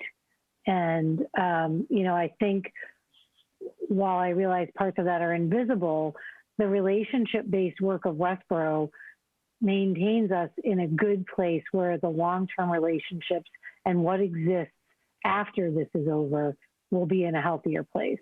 I know it doesn't seem that way now. Often there's days when I am not feeling that way. As we said, this work is personal. It's been our life's career. We feel the pain of students and families. I live in this community. When I came back to work here, it was because I love this community. And so when we see people struggling, it's real. But we also want a healthy community when we're done with this. And we don't want, broken down fabric of relationship between teachers and parents to exist in an adversarial design. There are districts that take years to repair from such kind of breakdown in relationships. We have come a huge distance with relationships fairly in place. And I think we see an emotional breakdown in some of that relationship connection, both parents knowing the connection and the commitment of our teachers and remembering it, but also our teachers remembering the connection and the pain of our parents living in this model. And so we are, driving that message clearly at the table with our teachers as well, which is the shared mission around recognizing that our parents and our families cannot sustain this model is an urgent call, and our teachers have heard it. So, we will, at our next update, have more important benchmarks. We will also update the frequently asked questions as we move along so that people get continual updates. All right. So thank you. I think tonight, I hope you feel like you're getting reasonable data. Thank you. Raghu, I saw you unmuted yourself. Did you have something you wanted to ask or share? Oh, Raghu, we can't hear. I can't hear you. There you go. I just wanted to reiterate Lisa's observation. We ourselves are parents in this school district, and we can feel the pain. Totally agree with you, Lisa. And you know, we see both sides of the coin, so to speak. We see the pain as a parent, but we also see the logistics in bringing back kids in person in discussion in the school committee meetings. So it's kind of hard, you know. Yeah.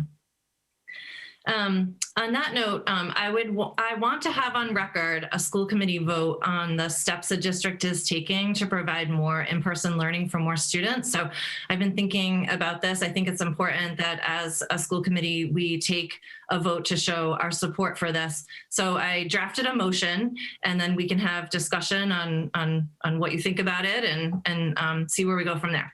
So I make a motion that we, the school committee, vote to support the district's plans for providing more in-person learning for more students, with the goal to get students fully returned in person with our professional staff and faculty.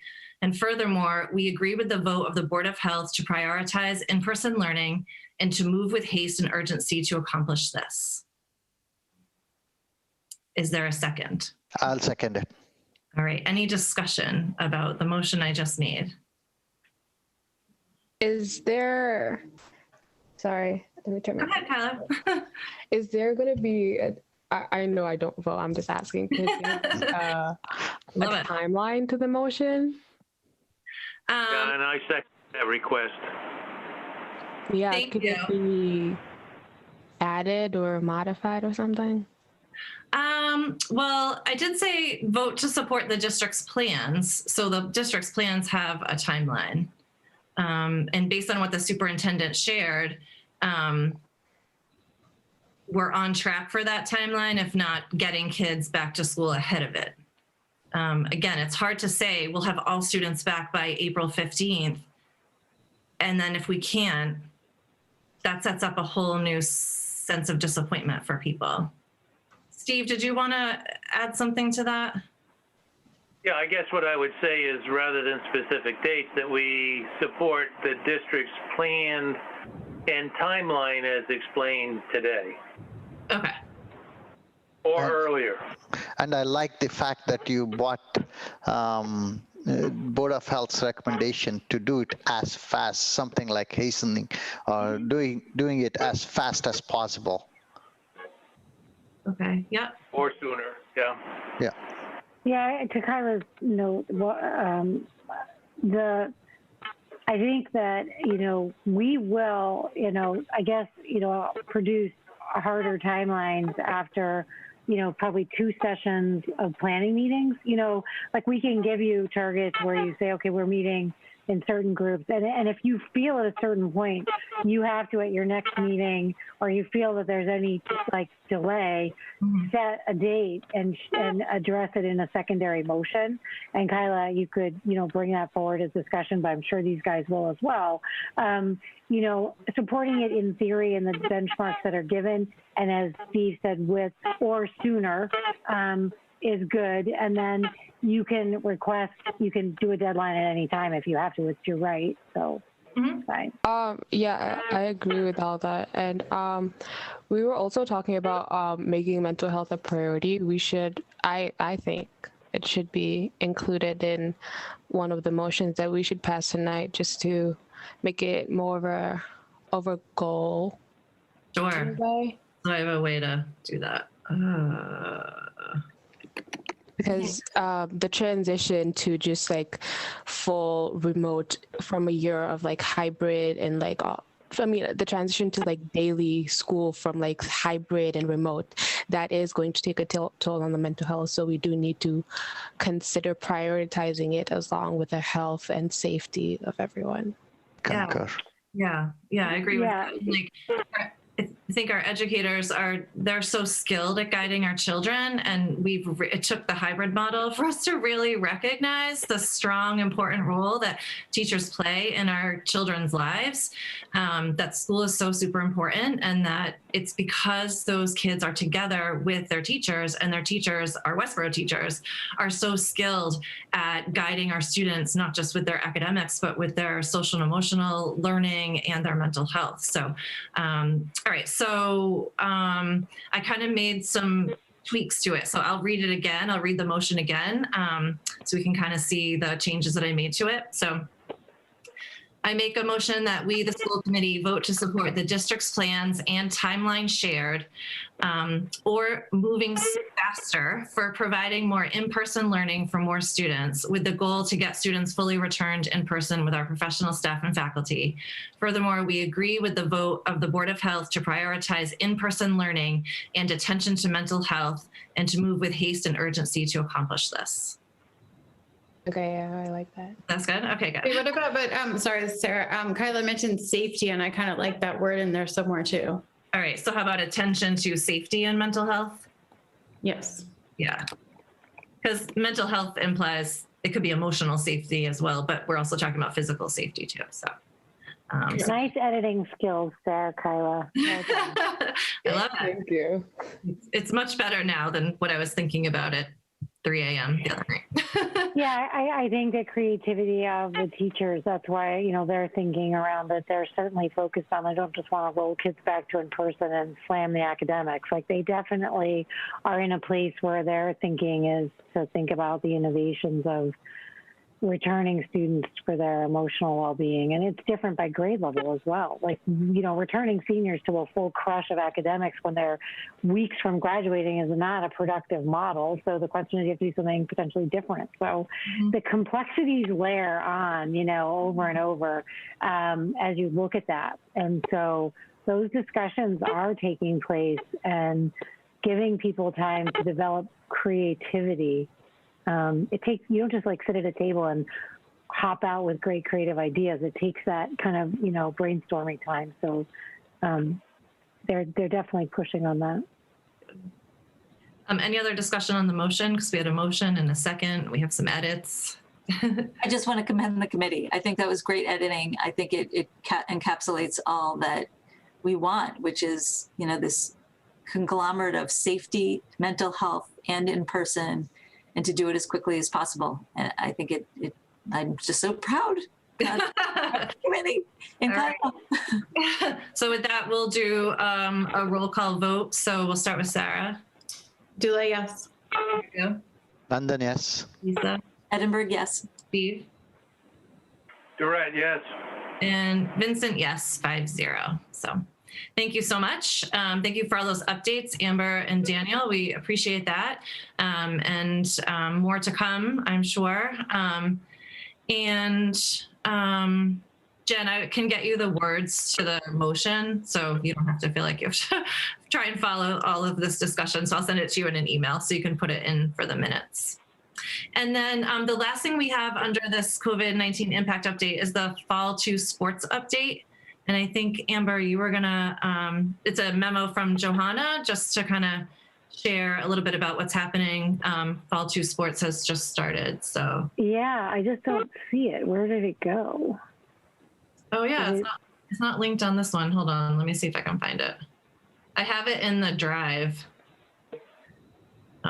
It's just not linked on the agenda, but I have it in the drive, the packet or the drive. Yeah, it had been linked. That's weird. It must have gotten unlinked. I'll make sure we put it back in for record. Okay. Let me just see if I can open it up and I can give you the update here. Okay. I have it open. It's Fall 2 sports memo. Yeah, I just have to get it so I can read through it myself. You want me to put it up? Yeah, if you could, that'd that would be super helpful. Yeah. So first I want to, while Daniel's pulling that up, commend the high school, the athletic department, Johanna DiCarlo, for the incredible planning that went into the logistics of offering a winter sports season. We offered a fall season successfully. We then did the even more challenging indoor season of basketball and hockey, and were able to complete I think, an enjoyable season for our athletes, albeit modified. And we had one case of needing to do some tracing and quarantining on the basketball side and one case on the hockey side, but we're able to implement the seasons successfully.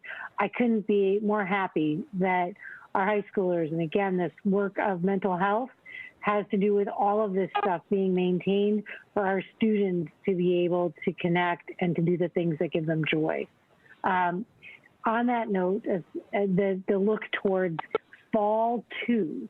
So you remember that one of the things they did was they delayed fall until they did this other rotation, until they could anchor a sense that they could conduct these sports safely. So the fall 2 sports will be indoor track, boys and girls, football, cheerleading, and volleyball. The football started already February 22nd. They will have a consistent set of practices and ultimately 5 games. The activities are outdoors whenever possible. They can do fitness training inside, but not run drills. There's a whole set of very, very clear guidelines, and you can see them in the link that's provided in the document. And we'll make sure Daniel reattaches it when we finish this here so you have it, although it's in your packet. Again, we've cleared the snow from the fields.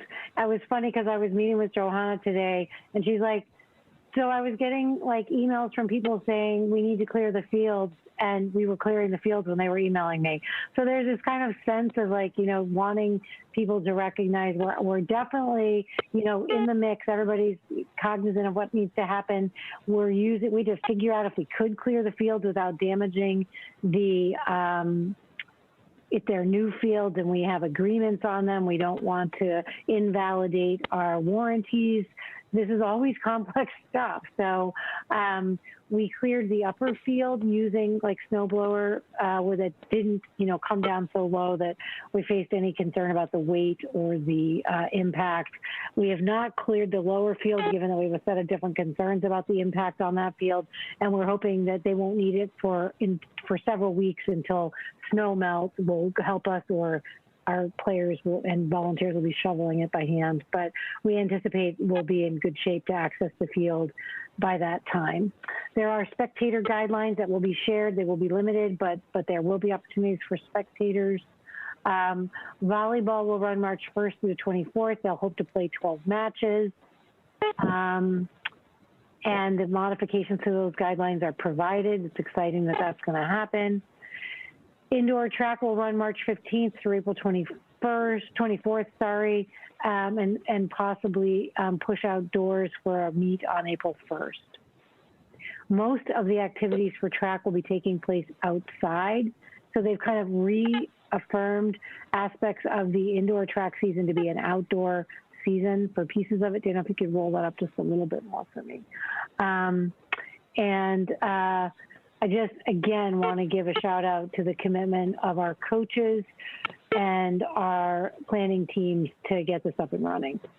So we look forward to the complexities. Football is a much larger moving group than the other sports we've conducted, as is the track. So, you know, we're keeping our fingers crossed for families that are participating. We need everybody following their protocols, and we hope to have a successful season. So that's the update from sports. Can we ask a quick question about this? Is this separate from the spring season? So if I were watching, I'd wonder if this is separate from the spring season. Yeah. Any ideas when we might hear about spring season? Yeah, they have a targeted timeline for spring as well. And I'll put it in my next update. I'll get it. You know, I think Joe's waiting until she then has like a set of like clear benchmarks, but we plan on running. The good news is we plan on running the spring season. And they had, I think she put out in her original memo what the alignment was for those seasons, but I'll ask her to see if she can resend it, or I'll provide an update at our next meeting. And the other update would be about middle school sports. You know, I think it's been so they are, yeah, no, that's helpful. So I think they are looking to run some things over at the middle school. I just started those discussions. I saw the email exchanges, and I'll make sure we have those at our next update. Thank you. Yep. Any other questions about fall 2 sports update? All right. It's good that, like you said, a lot of moving pieces, but it's so great that everyone pulled together to be able to have this season. It was a big disappointment in the fall when we couldn't have volleyball and the football and the cheerleading, and I'm glad to see it. And hopefully we're on the warming trend now, I hope. So Yeah, so nice out today. So yeah, so hopefully we'll get there. And I think shoveling is a great workout. So football could shovel the field and get in a good workout. All right, so we're going to move on to finally starting to think about and look again at our strategic plan. This makes me super excited. And Amber and Daniel have brought forward a draft of the equity and race priority. So Amber, I'm going to have you take it from here. Sure, thank you. I mean, I hope again that the board recognizes this echoes our deep commitment to this work, because in a year where people tabled a lot of things that they could not find bandwidth to work on, we recognize that this is a goal where the work needed to continue. So I have Daniel, if you want to open up kind of the executive summary page of the work to date that we've been doing. So I wanted to start by giving you a sampling of the work that is in progression this year. Typically, you receive a mid-year report from me on the targeted goals, and I wanted to give a more detailed summary of where we are with that work right now. And it is called the Summary of the Equity Work. I know, I'm trying to find it. Let's see, not that. I have all these documents open. So it outlines some of the Go professional. back to the school. Yeah, is it? It's the first one. Link to the agenda. There we go. Yeah. They just have the same name in these two different documents. Okay. Sorry. No worries. So we actually prepared this first part of this summary page as part of our planned update to faculty on the Professional Development Day. And we wanted to give them a snapshot of the work to date as well. They've asked about kind of on the ground work as well as what admin have been developing while they've been focusing on the instructional needs of their students. And the second is a day to come together and to be able to update them and to also do some more work with them. So how you doing there, Daniel? Good. Can you share it? Isn't it? Oh, I didn't share it. I pulled it up. I can only fill so much. I can only. I'm proud of myself. I pulled it up and then. I can only fill so much airtime here. All right. So the first part looks at year-to-date action steps. The survey was an important part of that anchor work, and we've discussed that data here. It continues to be work that we are now actively bringing to other community groups, and I'll talk about that. So the survey was kind of an anchor piece of work this year. We've also provided professional development opportunities, and we have a snapshot here of different staff to self-select different entry points for their work, being the Change Book Study group that's currently taking place. The Civically Engaged Classroom, Reading, Writing, and Speaking for Change is another book study taking place across grade levels. Social Justice Talk, Strategies for Teaching Critical Awareness, another book study that's currently at play across district. We also had several others that ran through the summer, that we haven't recaptured here. These are just ones that are a snapshot of ones that faculty have wanted to keep active and alive this year as part of their professional development, continuing from a lot of reading that was done, a lot of book groups around white fragility and a set of other books that were used in the summer around areas of personal interest to come together with faculty where they wanted to do some work. We also have our Cultural Proficiency Workshop, which is an anchor course that has extensive readings and in-depth explorations on equity and racism.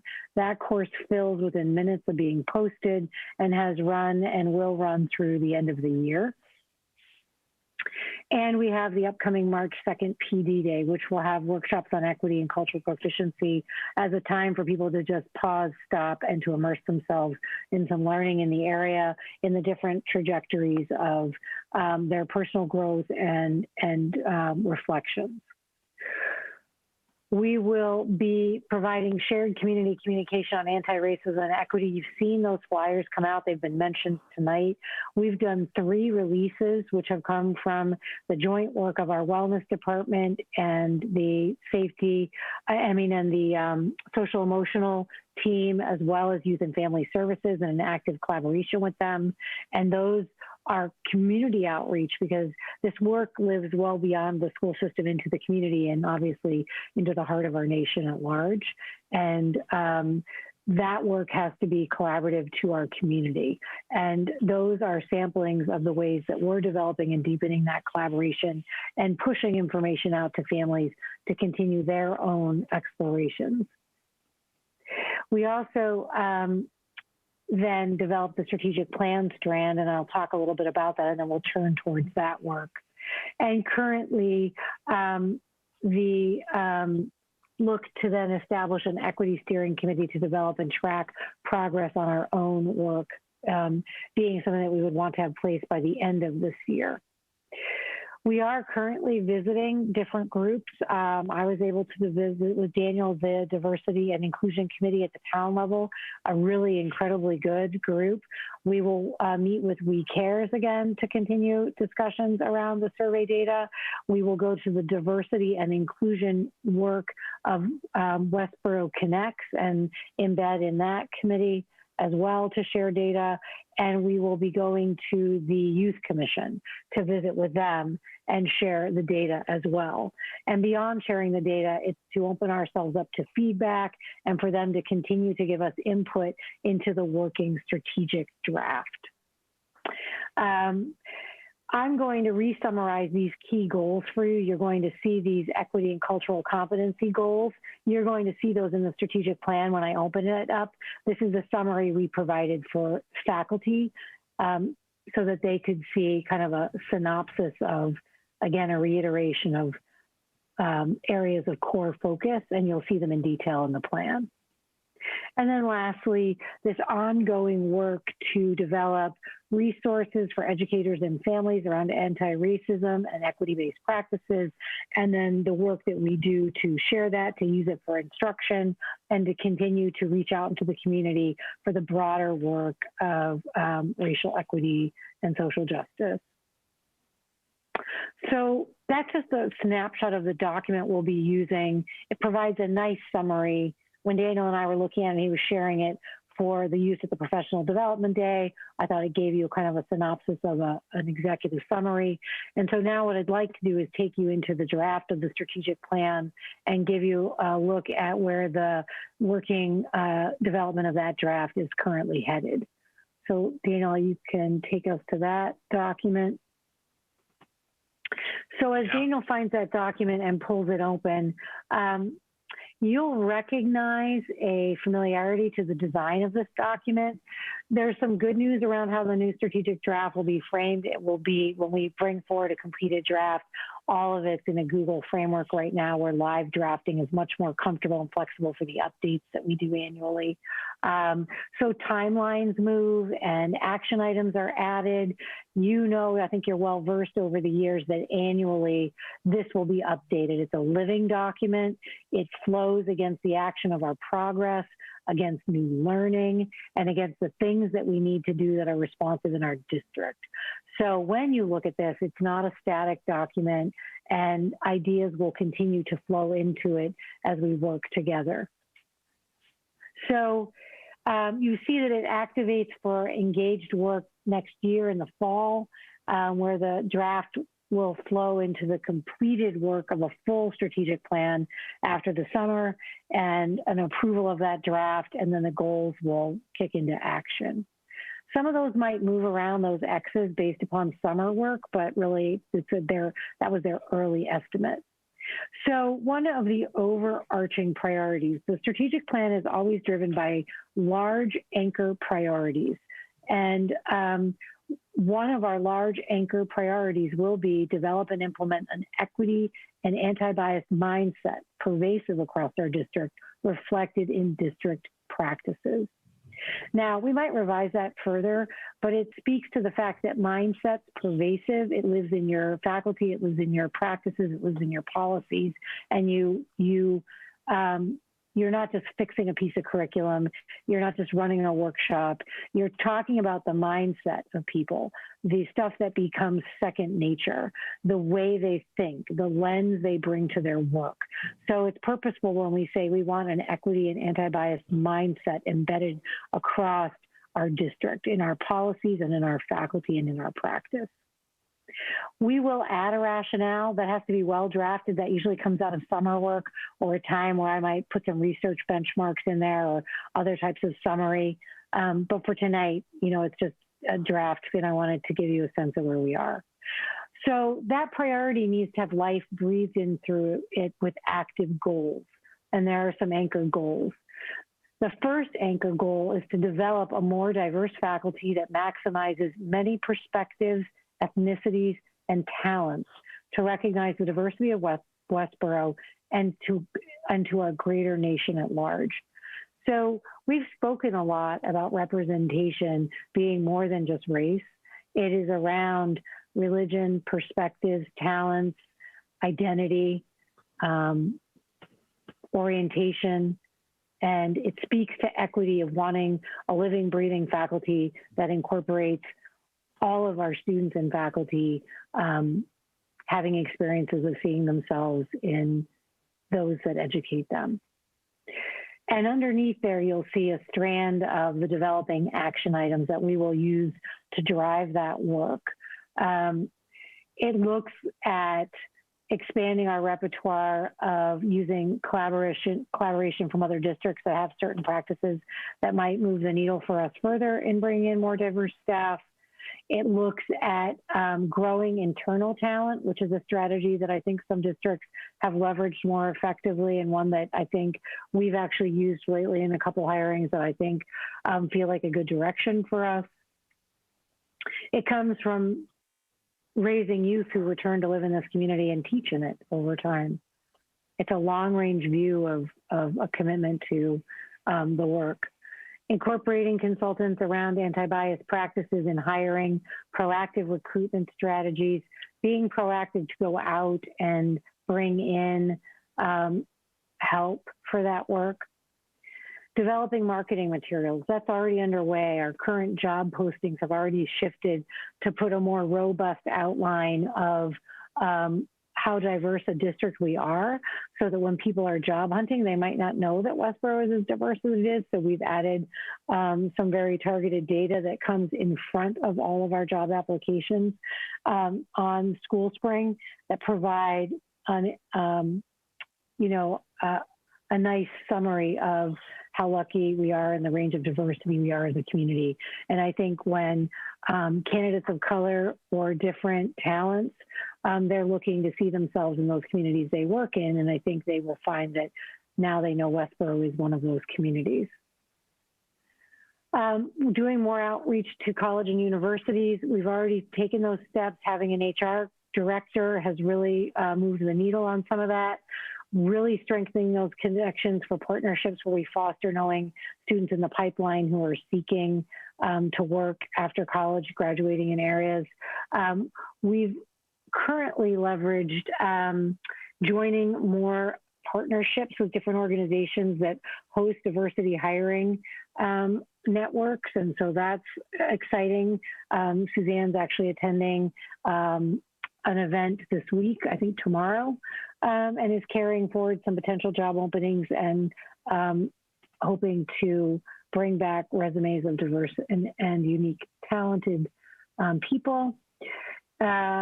And then broadening our use of explicit expectations and active anti-racist education work as we onboard new staff. And that echoes further down in the PD work, actually. So those are the early stages of the action steps that lead to a commitment to have a more diversified faculty. We'll also track that data. So we will be able to watch that growth over time, as well as give you benchmarks on the efforts around, are these action items being leveraged? So that'll become part of your regular report. The next major goal for us, provide district communication, connection, and services that recognize the range of our families' diversity and needs in communication and support. We've made headway on this goal already. We've made meaningful shifts in our active use of translations and our capacity to have translators available across district. There's more work to do. We're really looking to have a more seamless set of translation practices for communication meetings and events, whether or not we need subtitles for things and presentations. Those types of discussions are underway. We really want to develop a robust set of better defined resources for translation services, but also empowering using interactive tools so that we can fluidly, at an office level, an administrative level, and secretarial and admin level, feel comfortable using translation tools, technology, leveraging them to be comfortable welcoming people and using a technology leverage tool to speak in their language with them. And I think it's a matter of running active workshops and engaging in the active practice of that, such that we can greet people in their language and welcome them and then interact with them, as opposed to feeling that their access is limited by needing to wait for a translator to be found and brought forward. When you have such diverse language diversity in your district, these are true challenges that walk through your door that, need to be met with active training and planning in order to overcome them. I think lastly, one of the things we've learned from the crisis of the pandemic is that John Green and I have spent a good amount of time talking about this, welcoming all new families with a commitment to Wi-Fi and communication devices that will allow them to have the interactive tools they need to be an engaged and connected Westborough Public School family and partner. We know we can ensure that every family has Wi-Fi and that they have a device. And what we learn when you cross over to up close work with families that often they put their child on the bus, they send them to us, we have healthy relationships and engagement at school. You don't realize that their at-home device is only a phone or one device shared across multiple members of a family with very fragmented Wi-Fi and continual interruption to the capacity to access information. That doesn't meet the standard. And so our capacity to greet every new family in their language, to give them a communication tool that they can use, and to train them to make sure they know how to access our translations and the communications we will send home, is a commitment that we believe we can bring to life in Westborough. If you go to the next goal, providing robust professional development that assures that all faculty and staff are culturally proficient and reflective on the importance of equity and anti-bias practices across all range of unique differences that exist in our community and in our nation. Utilizing sustained consultants to come in. We learned when we brought in a sustained consultant who lived with us for multiple years around technology, we were able to train faculty and provide the supports that they needed to grow their skills. And having sustained consultants in a phase of onboarding new concepts or new work or new coursework allows us to move more quickly and to sustain the supports that a faculty look for as they're growing different skills. We know that we can provide ongoing anchor coursework in the district for leaders and staff to explore and examine cultural proficiencies through the lens of personal, district, and world perspectives, and that you have people that are in different levels, and there's a bell curve of depth in our faculty, and that we need layers of coursework to be responsive to meeting them where they are in their learning, and then providing support to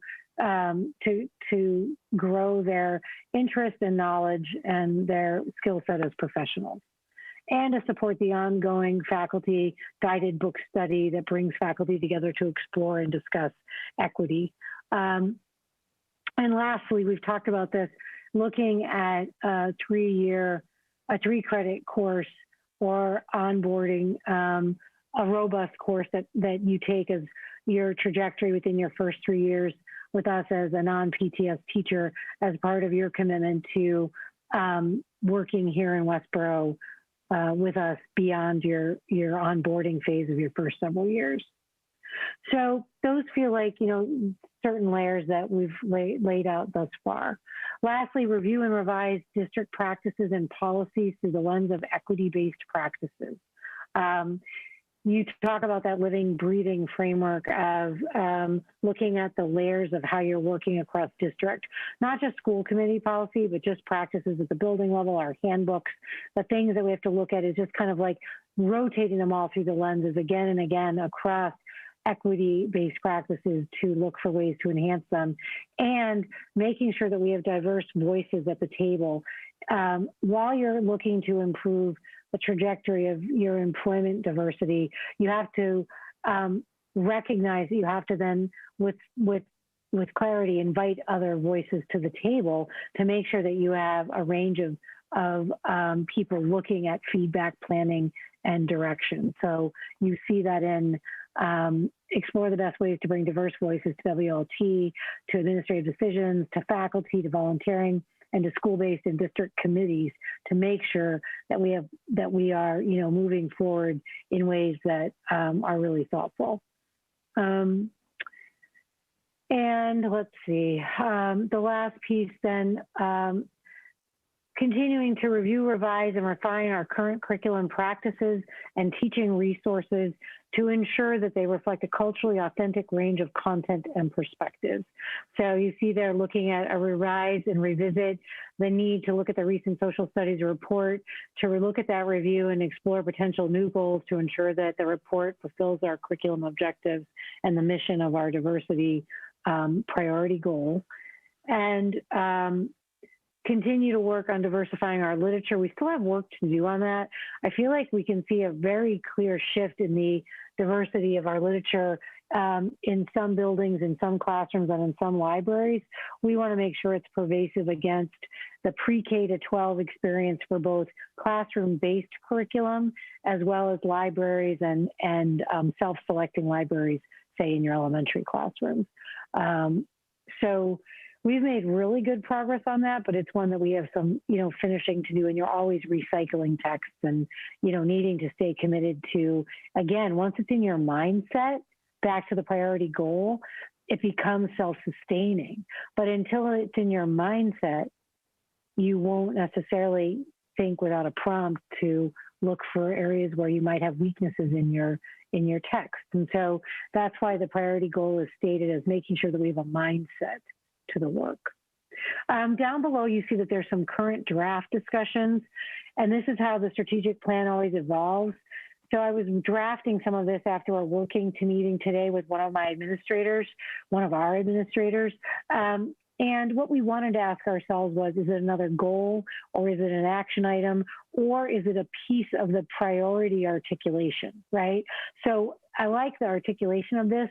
Maintain the fully developed lens of equity to ensure that all students can achieve to their fullest potentials in a safe, caring, and empowered environment pre-K to 12. So we're not just talking about race equity, we're talking about equity for all of our students and our faculty and our families to see themselves in the lives of their experience in school.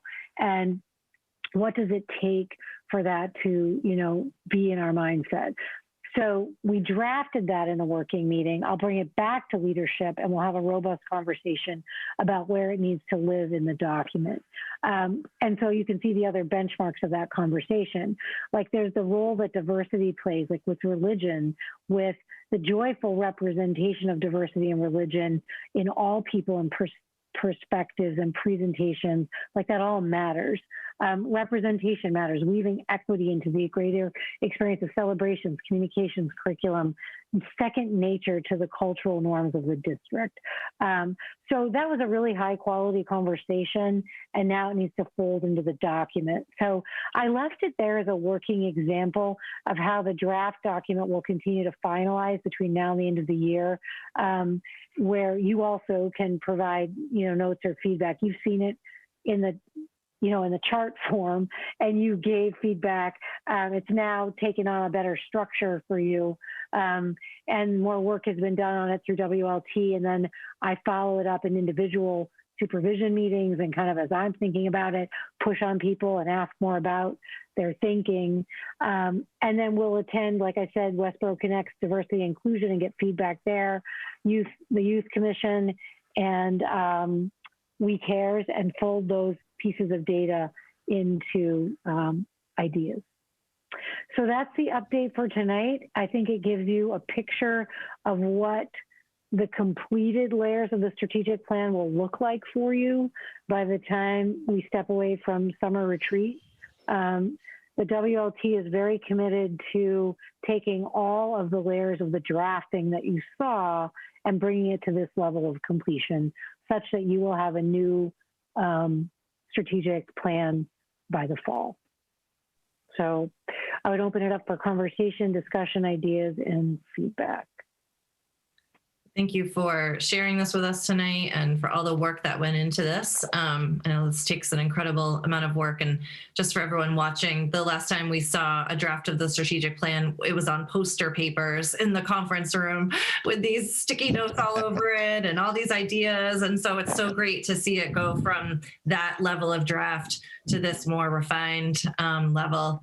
And yeah, I look forward to digging more into this when I have more time. Raghu, do you have something you want to say? Yeah, it's commendable. Lots of work. I mean, even in this, when we are dealing with pandemic, to come up with this draft is really commendable and shows the commitment from the administration and staff and the school as a whole to diversity. One component that was missing, I thought, when I was going through it, is the student component. There's no student representation. There's, you know, they are our major constituent stakeholders. You know, if you can somehow add, like, you know, if a student feels that they're being somewhat either through racism or whatever it may be, they need an outlet. You could create an outlet like a student committee, or I'm not just coming up with the ideas, but, you know, a student voice to be heard back to the staff is a very important component of all this plan, I think.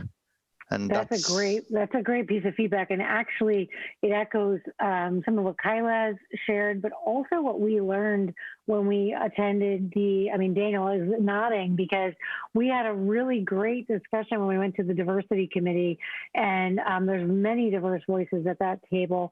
And we already are holding some working draft notes from that have some nice structures to explicitness and a clear path and an opportunity that is safe and action oriented. And so I definitely will see that layering in, and we'll make sure that we have it moving forward. I think it'll come from the next revision after we meet with people. So that's great. Thank you. And I just want to remind everyone that when you went to the Townwide Diversity and Inclusion Committee, that's a public open meeting. And so I'm pretty sure the recording can be found on Westborough TV YouTube. And so if people are interested in seeing that, there are some Westborough parents that represent on there, some diverse voices, as well as residents. So it was some really great feedback there. Lisa. So I also was going to talk about the students, but I was thinking that as I was reading it through, there is this trickle-down effect of all the sections you have into the students. But I agree that with Raghu, that to make it its own action step or its own goal, excuse me, I think is beneficial. But the second thing I wondered about was the consultant. In the past, when we have created an initiative, we have started with a consultant to help with the initiative in itself or the goals. And the discussion about the potential of a director of diversity, equity, and inclusion for the school system. As one school committee member, I feel like it's an important direction to head in. And it can also come as a suggestion. I'm suggesting that the potential to share that position with the town could be really beneficial for us, to get somebody in to really focus on these goals that, are imperative, because although there was a time frame and certainly is recognizable that the period of time we're in and where we can put our energies. People who experience racism in our district daily don't have the luxury of waiting. They don't have the luxury of time. And I think to push forward as fast as possible is an important place, to head, that we try to, speed up the timeline, just because so many are hurting from those experiences, and finding the solutions and getting the mindset in place as quickly as possible, it seems like an imperative. So I also want to make sure I'm on record as saying this is an impressive document, and I was really excited to receive it today and just read through and really understand where we're headed. It really is a lot of work that I'm excited that our district is on the track to, change who we are, and in a good way.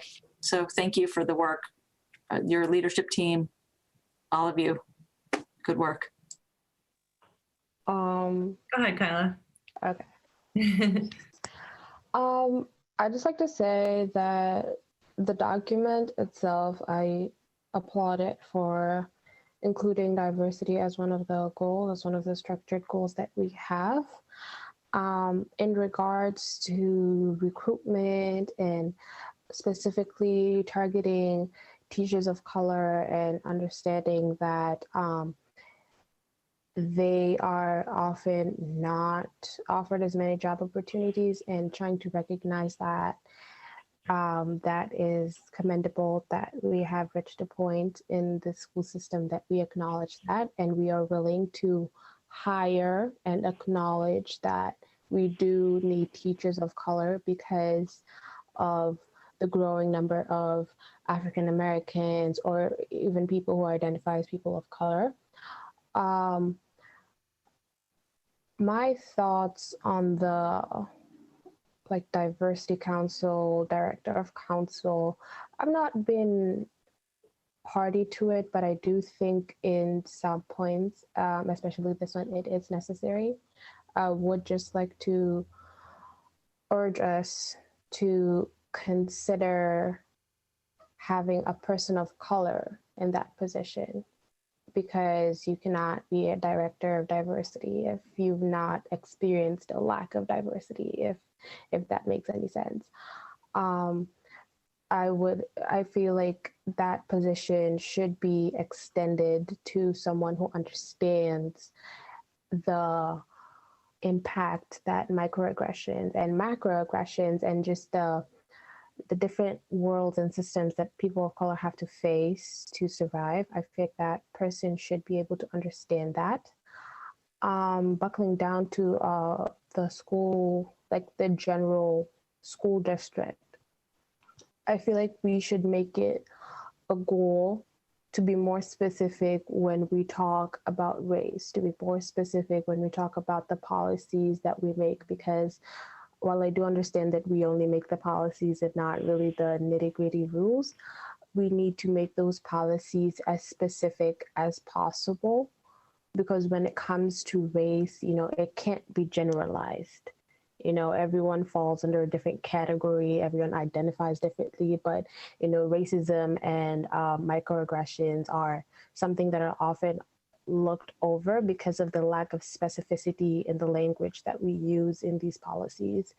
So even as we are drafting goals, even as we are changing the wording and editing, I would just like to say, please be specific, because if we say that there are consequences, or if we say that we are targeting African American teachers, if we say that we want to have 20 people of color teachers, we need to make these goals specific. We need to make these goals an active ball that we are currently rolling, because I'll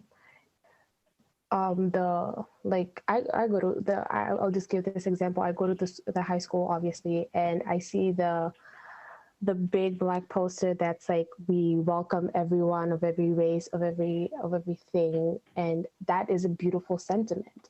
But I don't think the consequences of being racist, of having committed microaggressions, are talked about. And I feel like that should be something that we talk about, because it is an action and a consequence, and we need to start being intentional in our creating of these policies, in our making sure that people understand that we as the Westborough District have a zero tolerance policy to any sort of racism whatsoever. And we need to start creating environments, and maybe it will start with this director, maybe it will start with another one, maybe it will start it just has to start somewhere. We need to start keeping people accountable and using the language that we are intentionally adding into these things, so that there are no loopholes, because racism doesn't have a loophole. If you've been impacted by it, you know it's just plain old. So I do appreciate the effort that has gone into this, the effort that has been made to include like certain things like the recruiting and all of that. So I do appreciate that. And I think it's a really good thing that we have come to a point where it's not just a conversation, but we are adding goals to that. I do really appreciate that. And I feel like the students of color that are very few at the high school, but I feel like everyone would appreciate that the town that they might be leaving, or even starting to like get into in high school, that the town that they're going to be staying in, I feel like people would appreciate having someone who relates to them, someone who looks like them, working to their benefit. So those are my sentiments for tonight. Thank you, Kyla. Yeah, I couldn't agree more, and stated it so well. It sounds like what you were saying and what Raghu was saying is something about a response to when there is racism or discrimination or bias. Like what is the response to that? And Amber, this, also connects to the feedback you got at the townwide diversity and inclusion committee, kind of like, what's the path? How does it get dealt with? How, who is responsible for intervening, and how, what happens to that, and just making that really explicit and clear. So that's some helpful feedback too. Yeah, what Kyla mentioned resonated with me, where there's some things that should be a zero tolerance policy.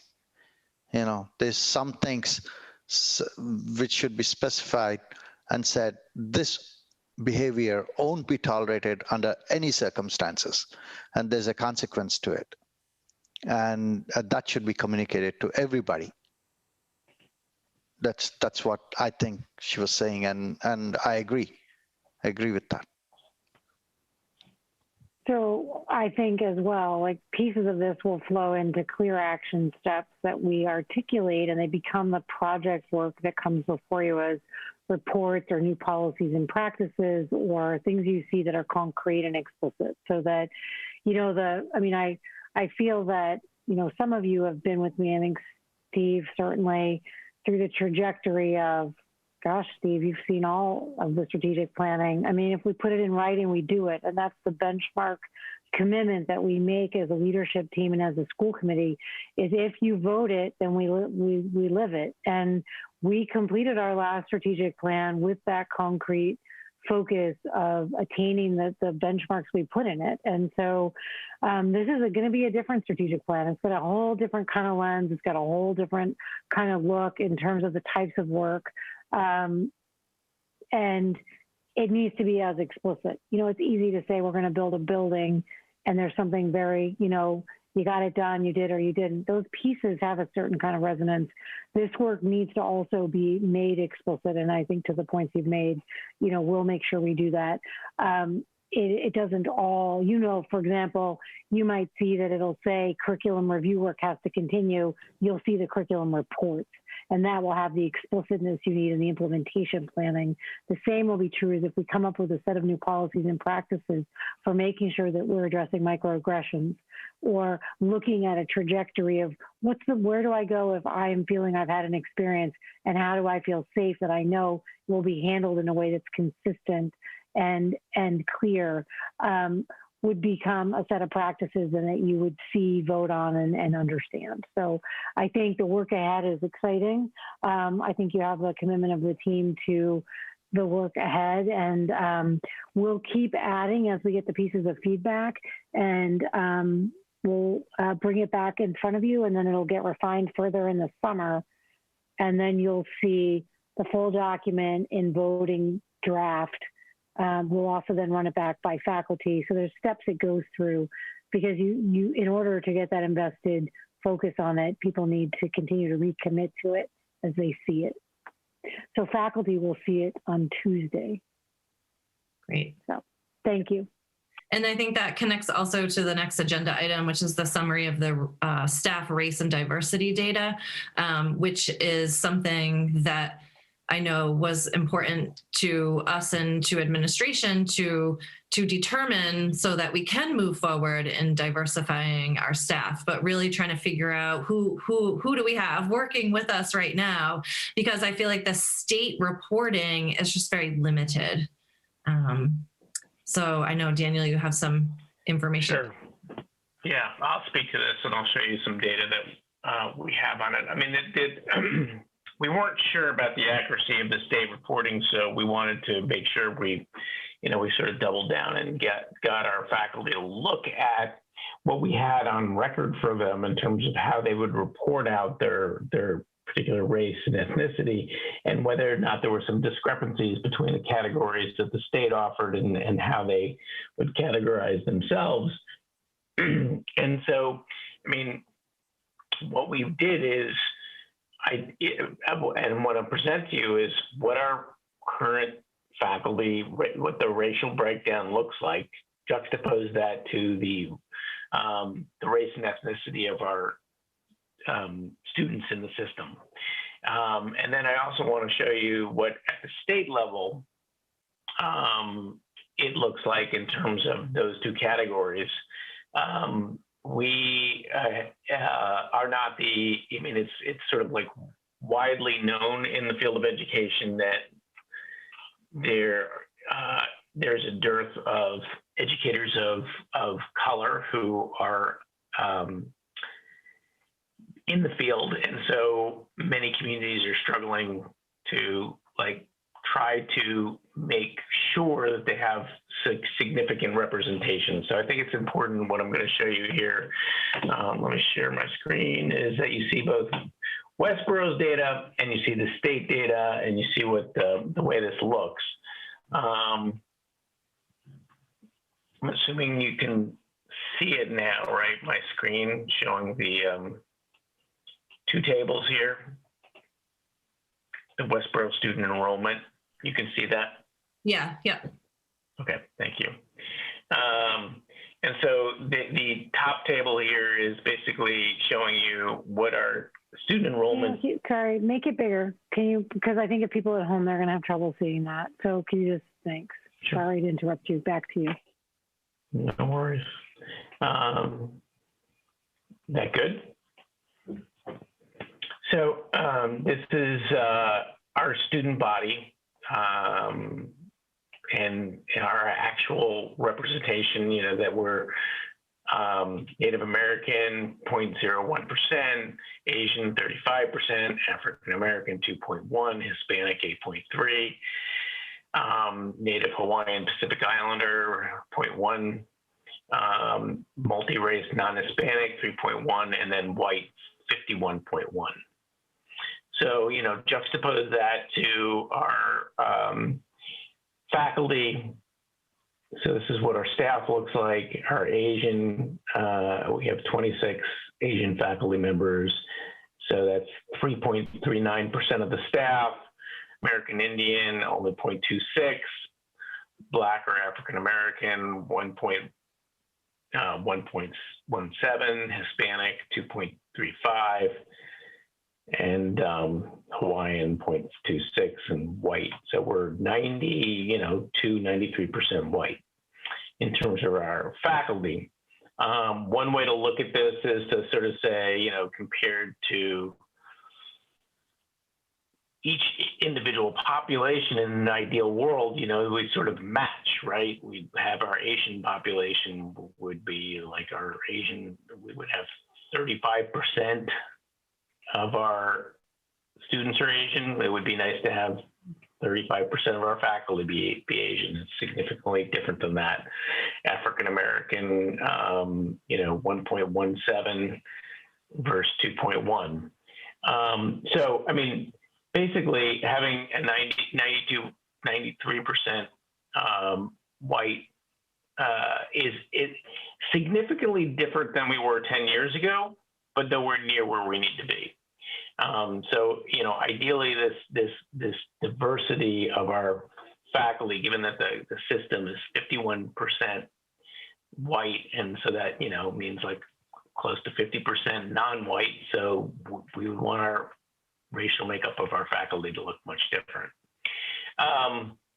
And that's why it's such an important priority item in the strategic plan.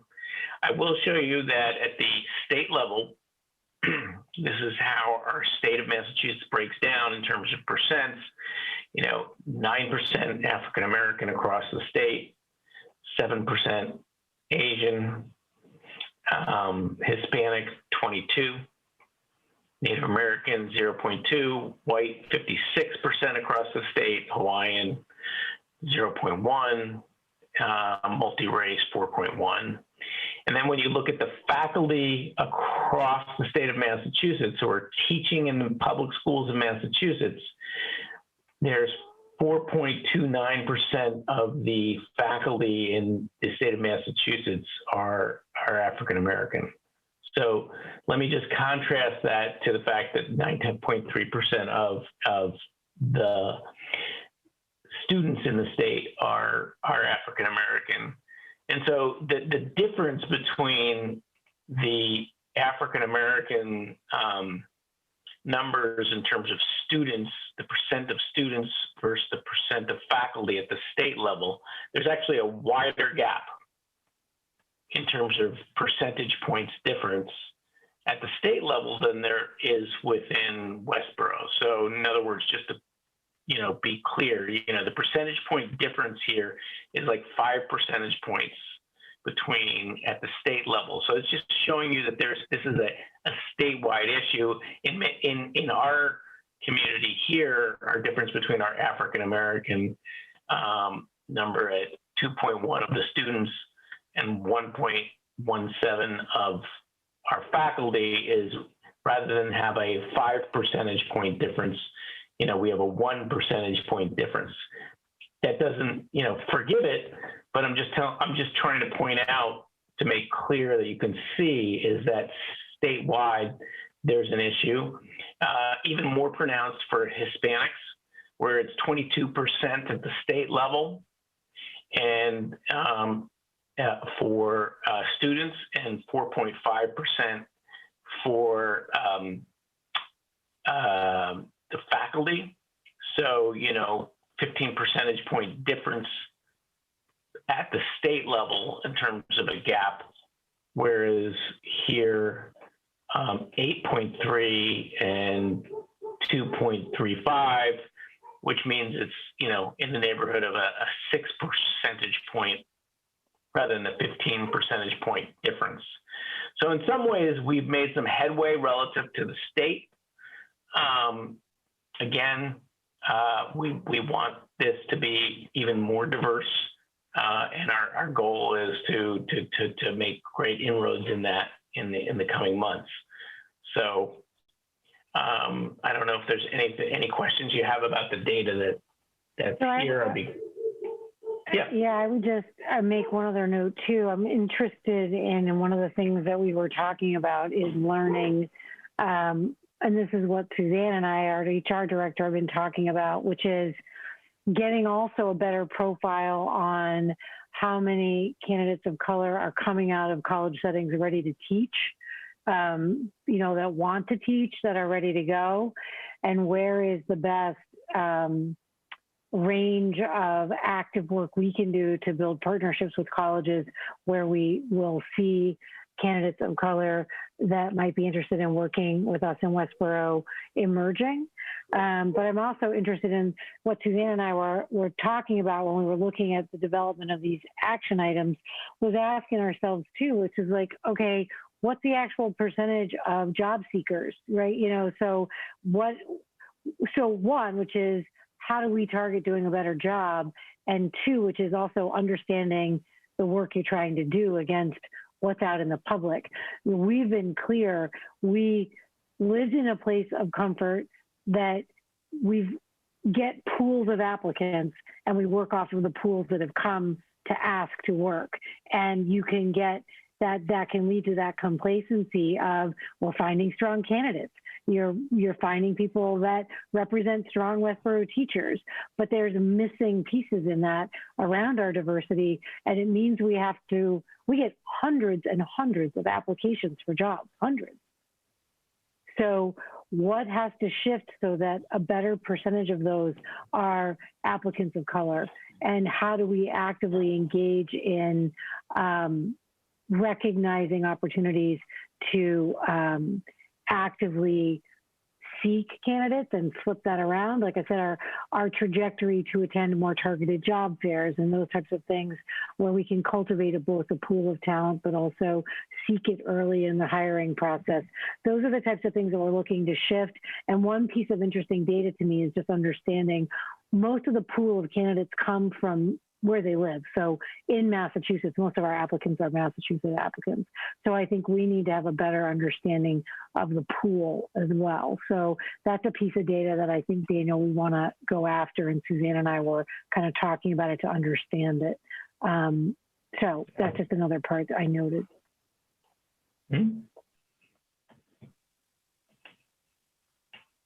you for collecting this data, and thank you to the staff who filled out the survey to kind of identify themselves more accurately. And now that we know this, we can move forward with some, as Amber had said, some really specific targets to look for increasing the diversity of our staff.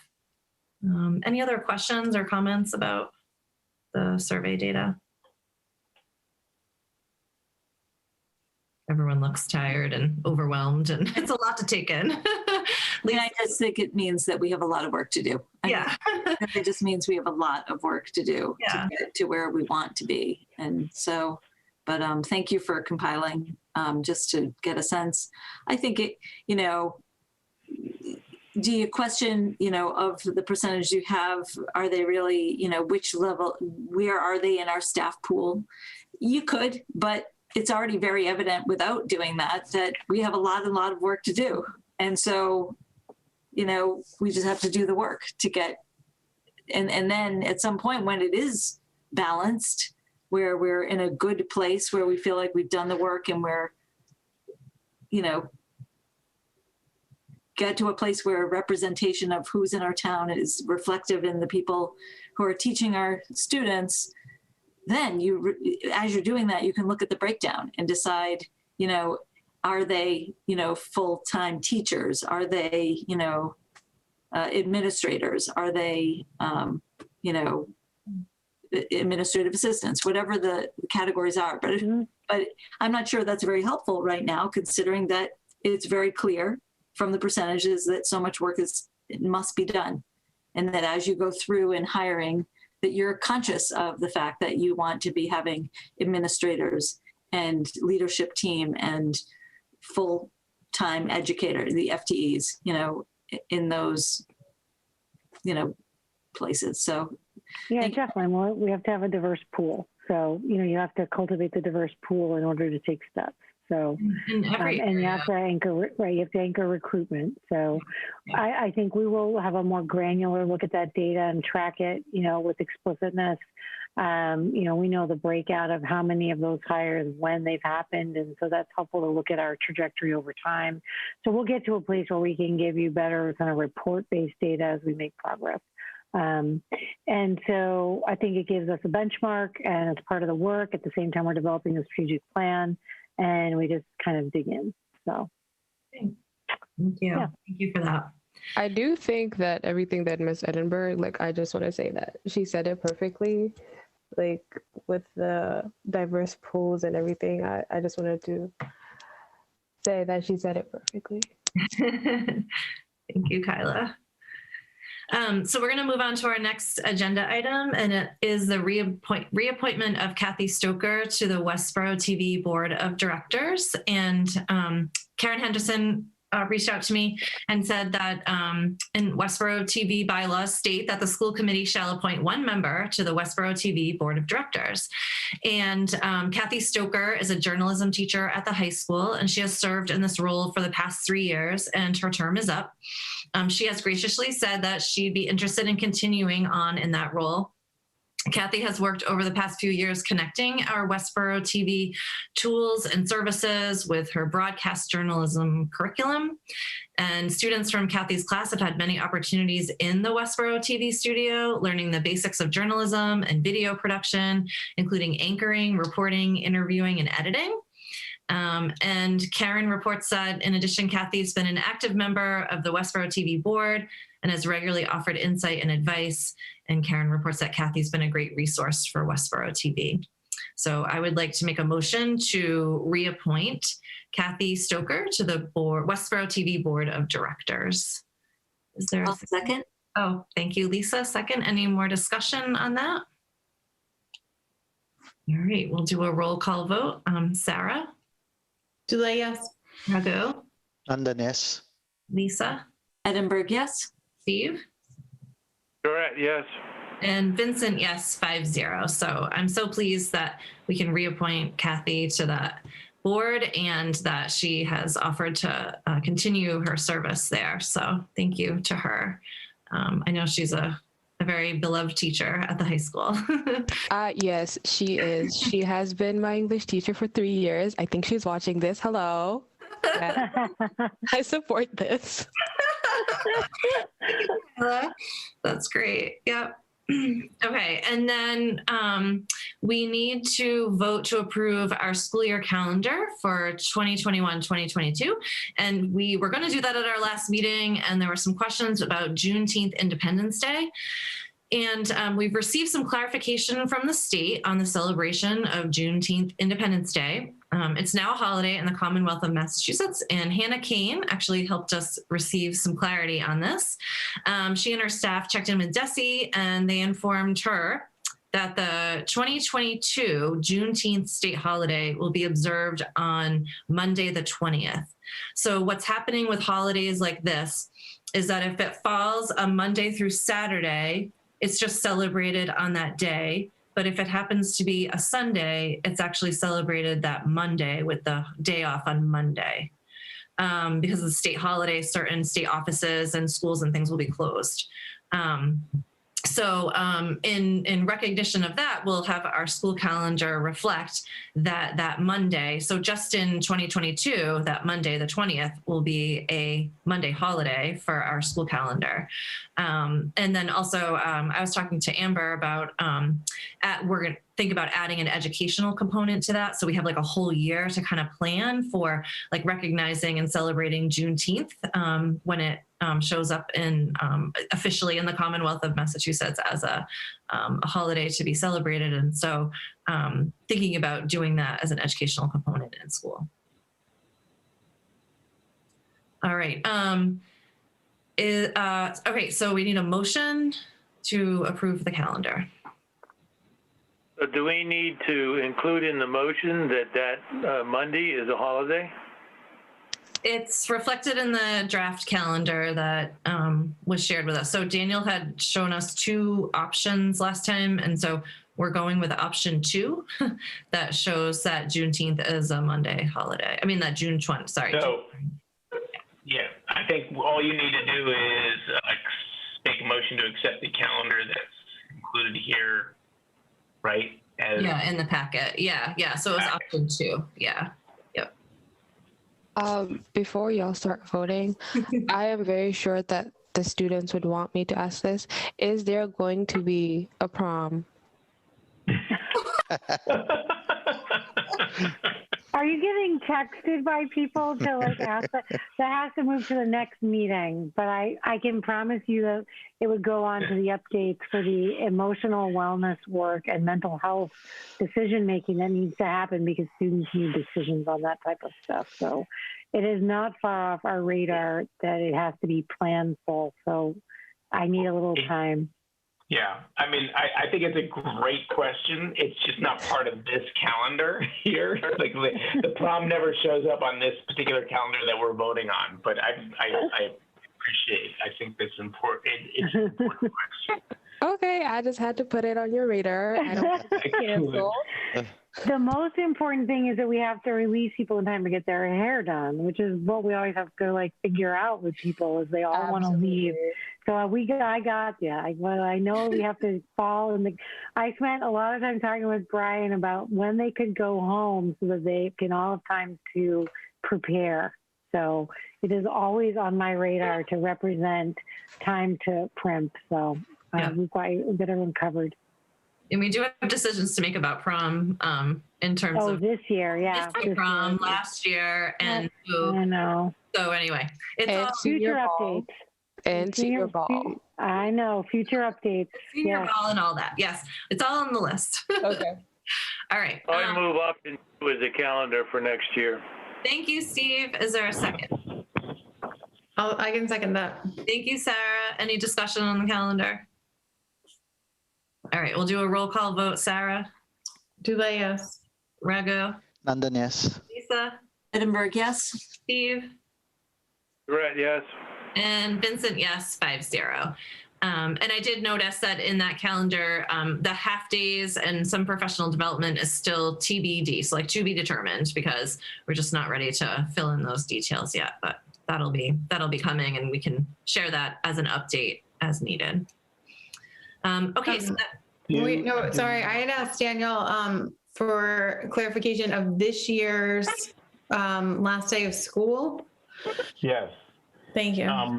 If you were to go to our website and call up our calendar, it will reflect that that we basically, it tells you what the last day of school is, and then there's a 5-day buffer for if there's snow days. I'm just calling it up as I've talked, and just to make sure I give the actual right date.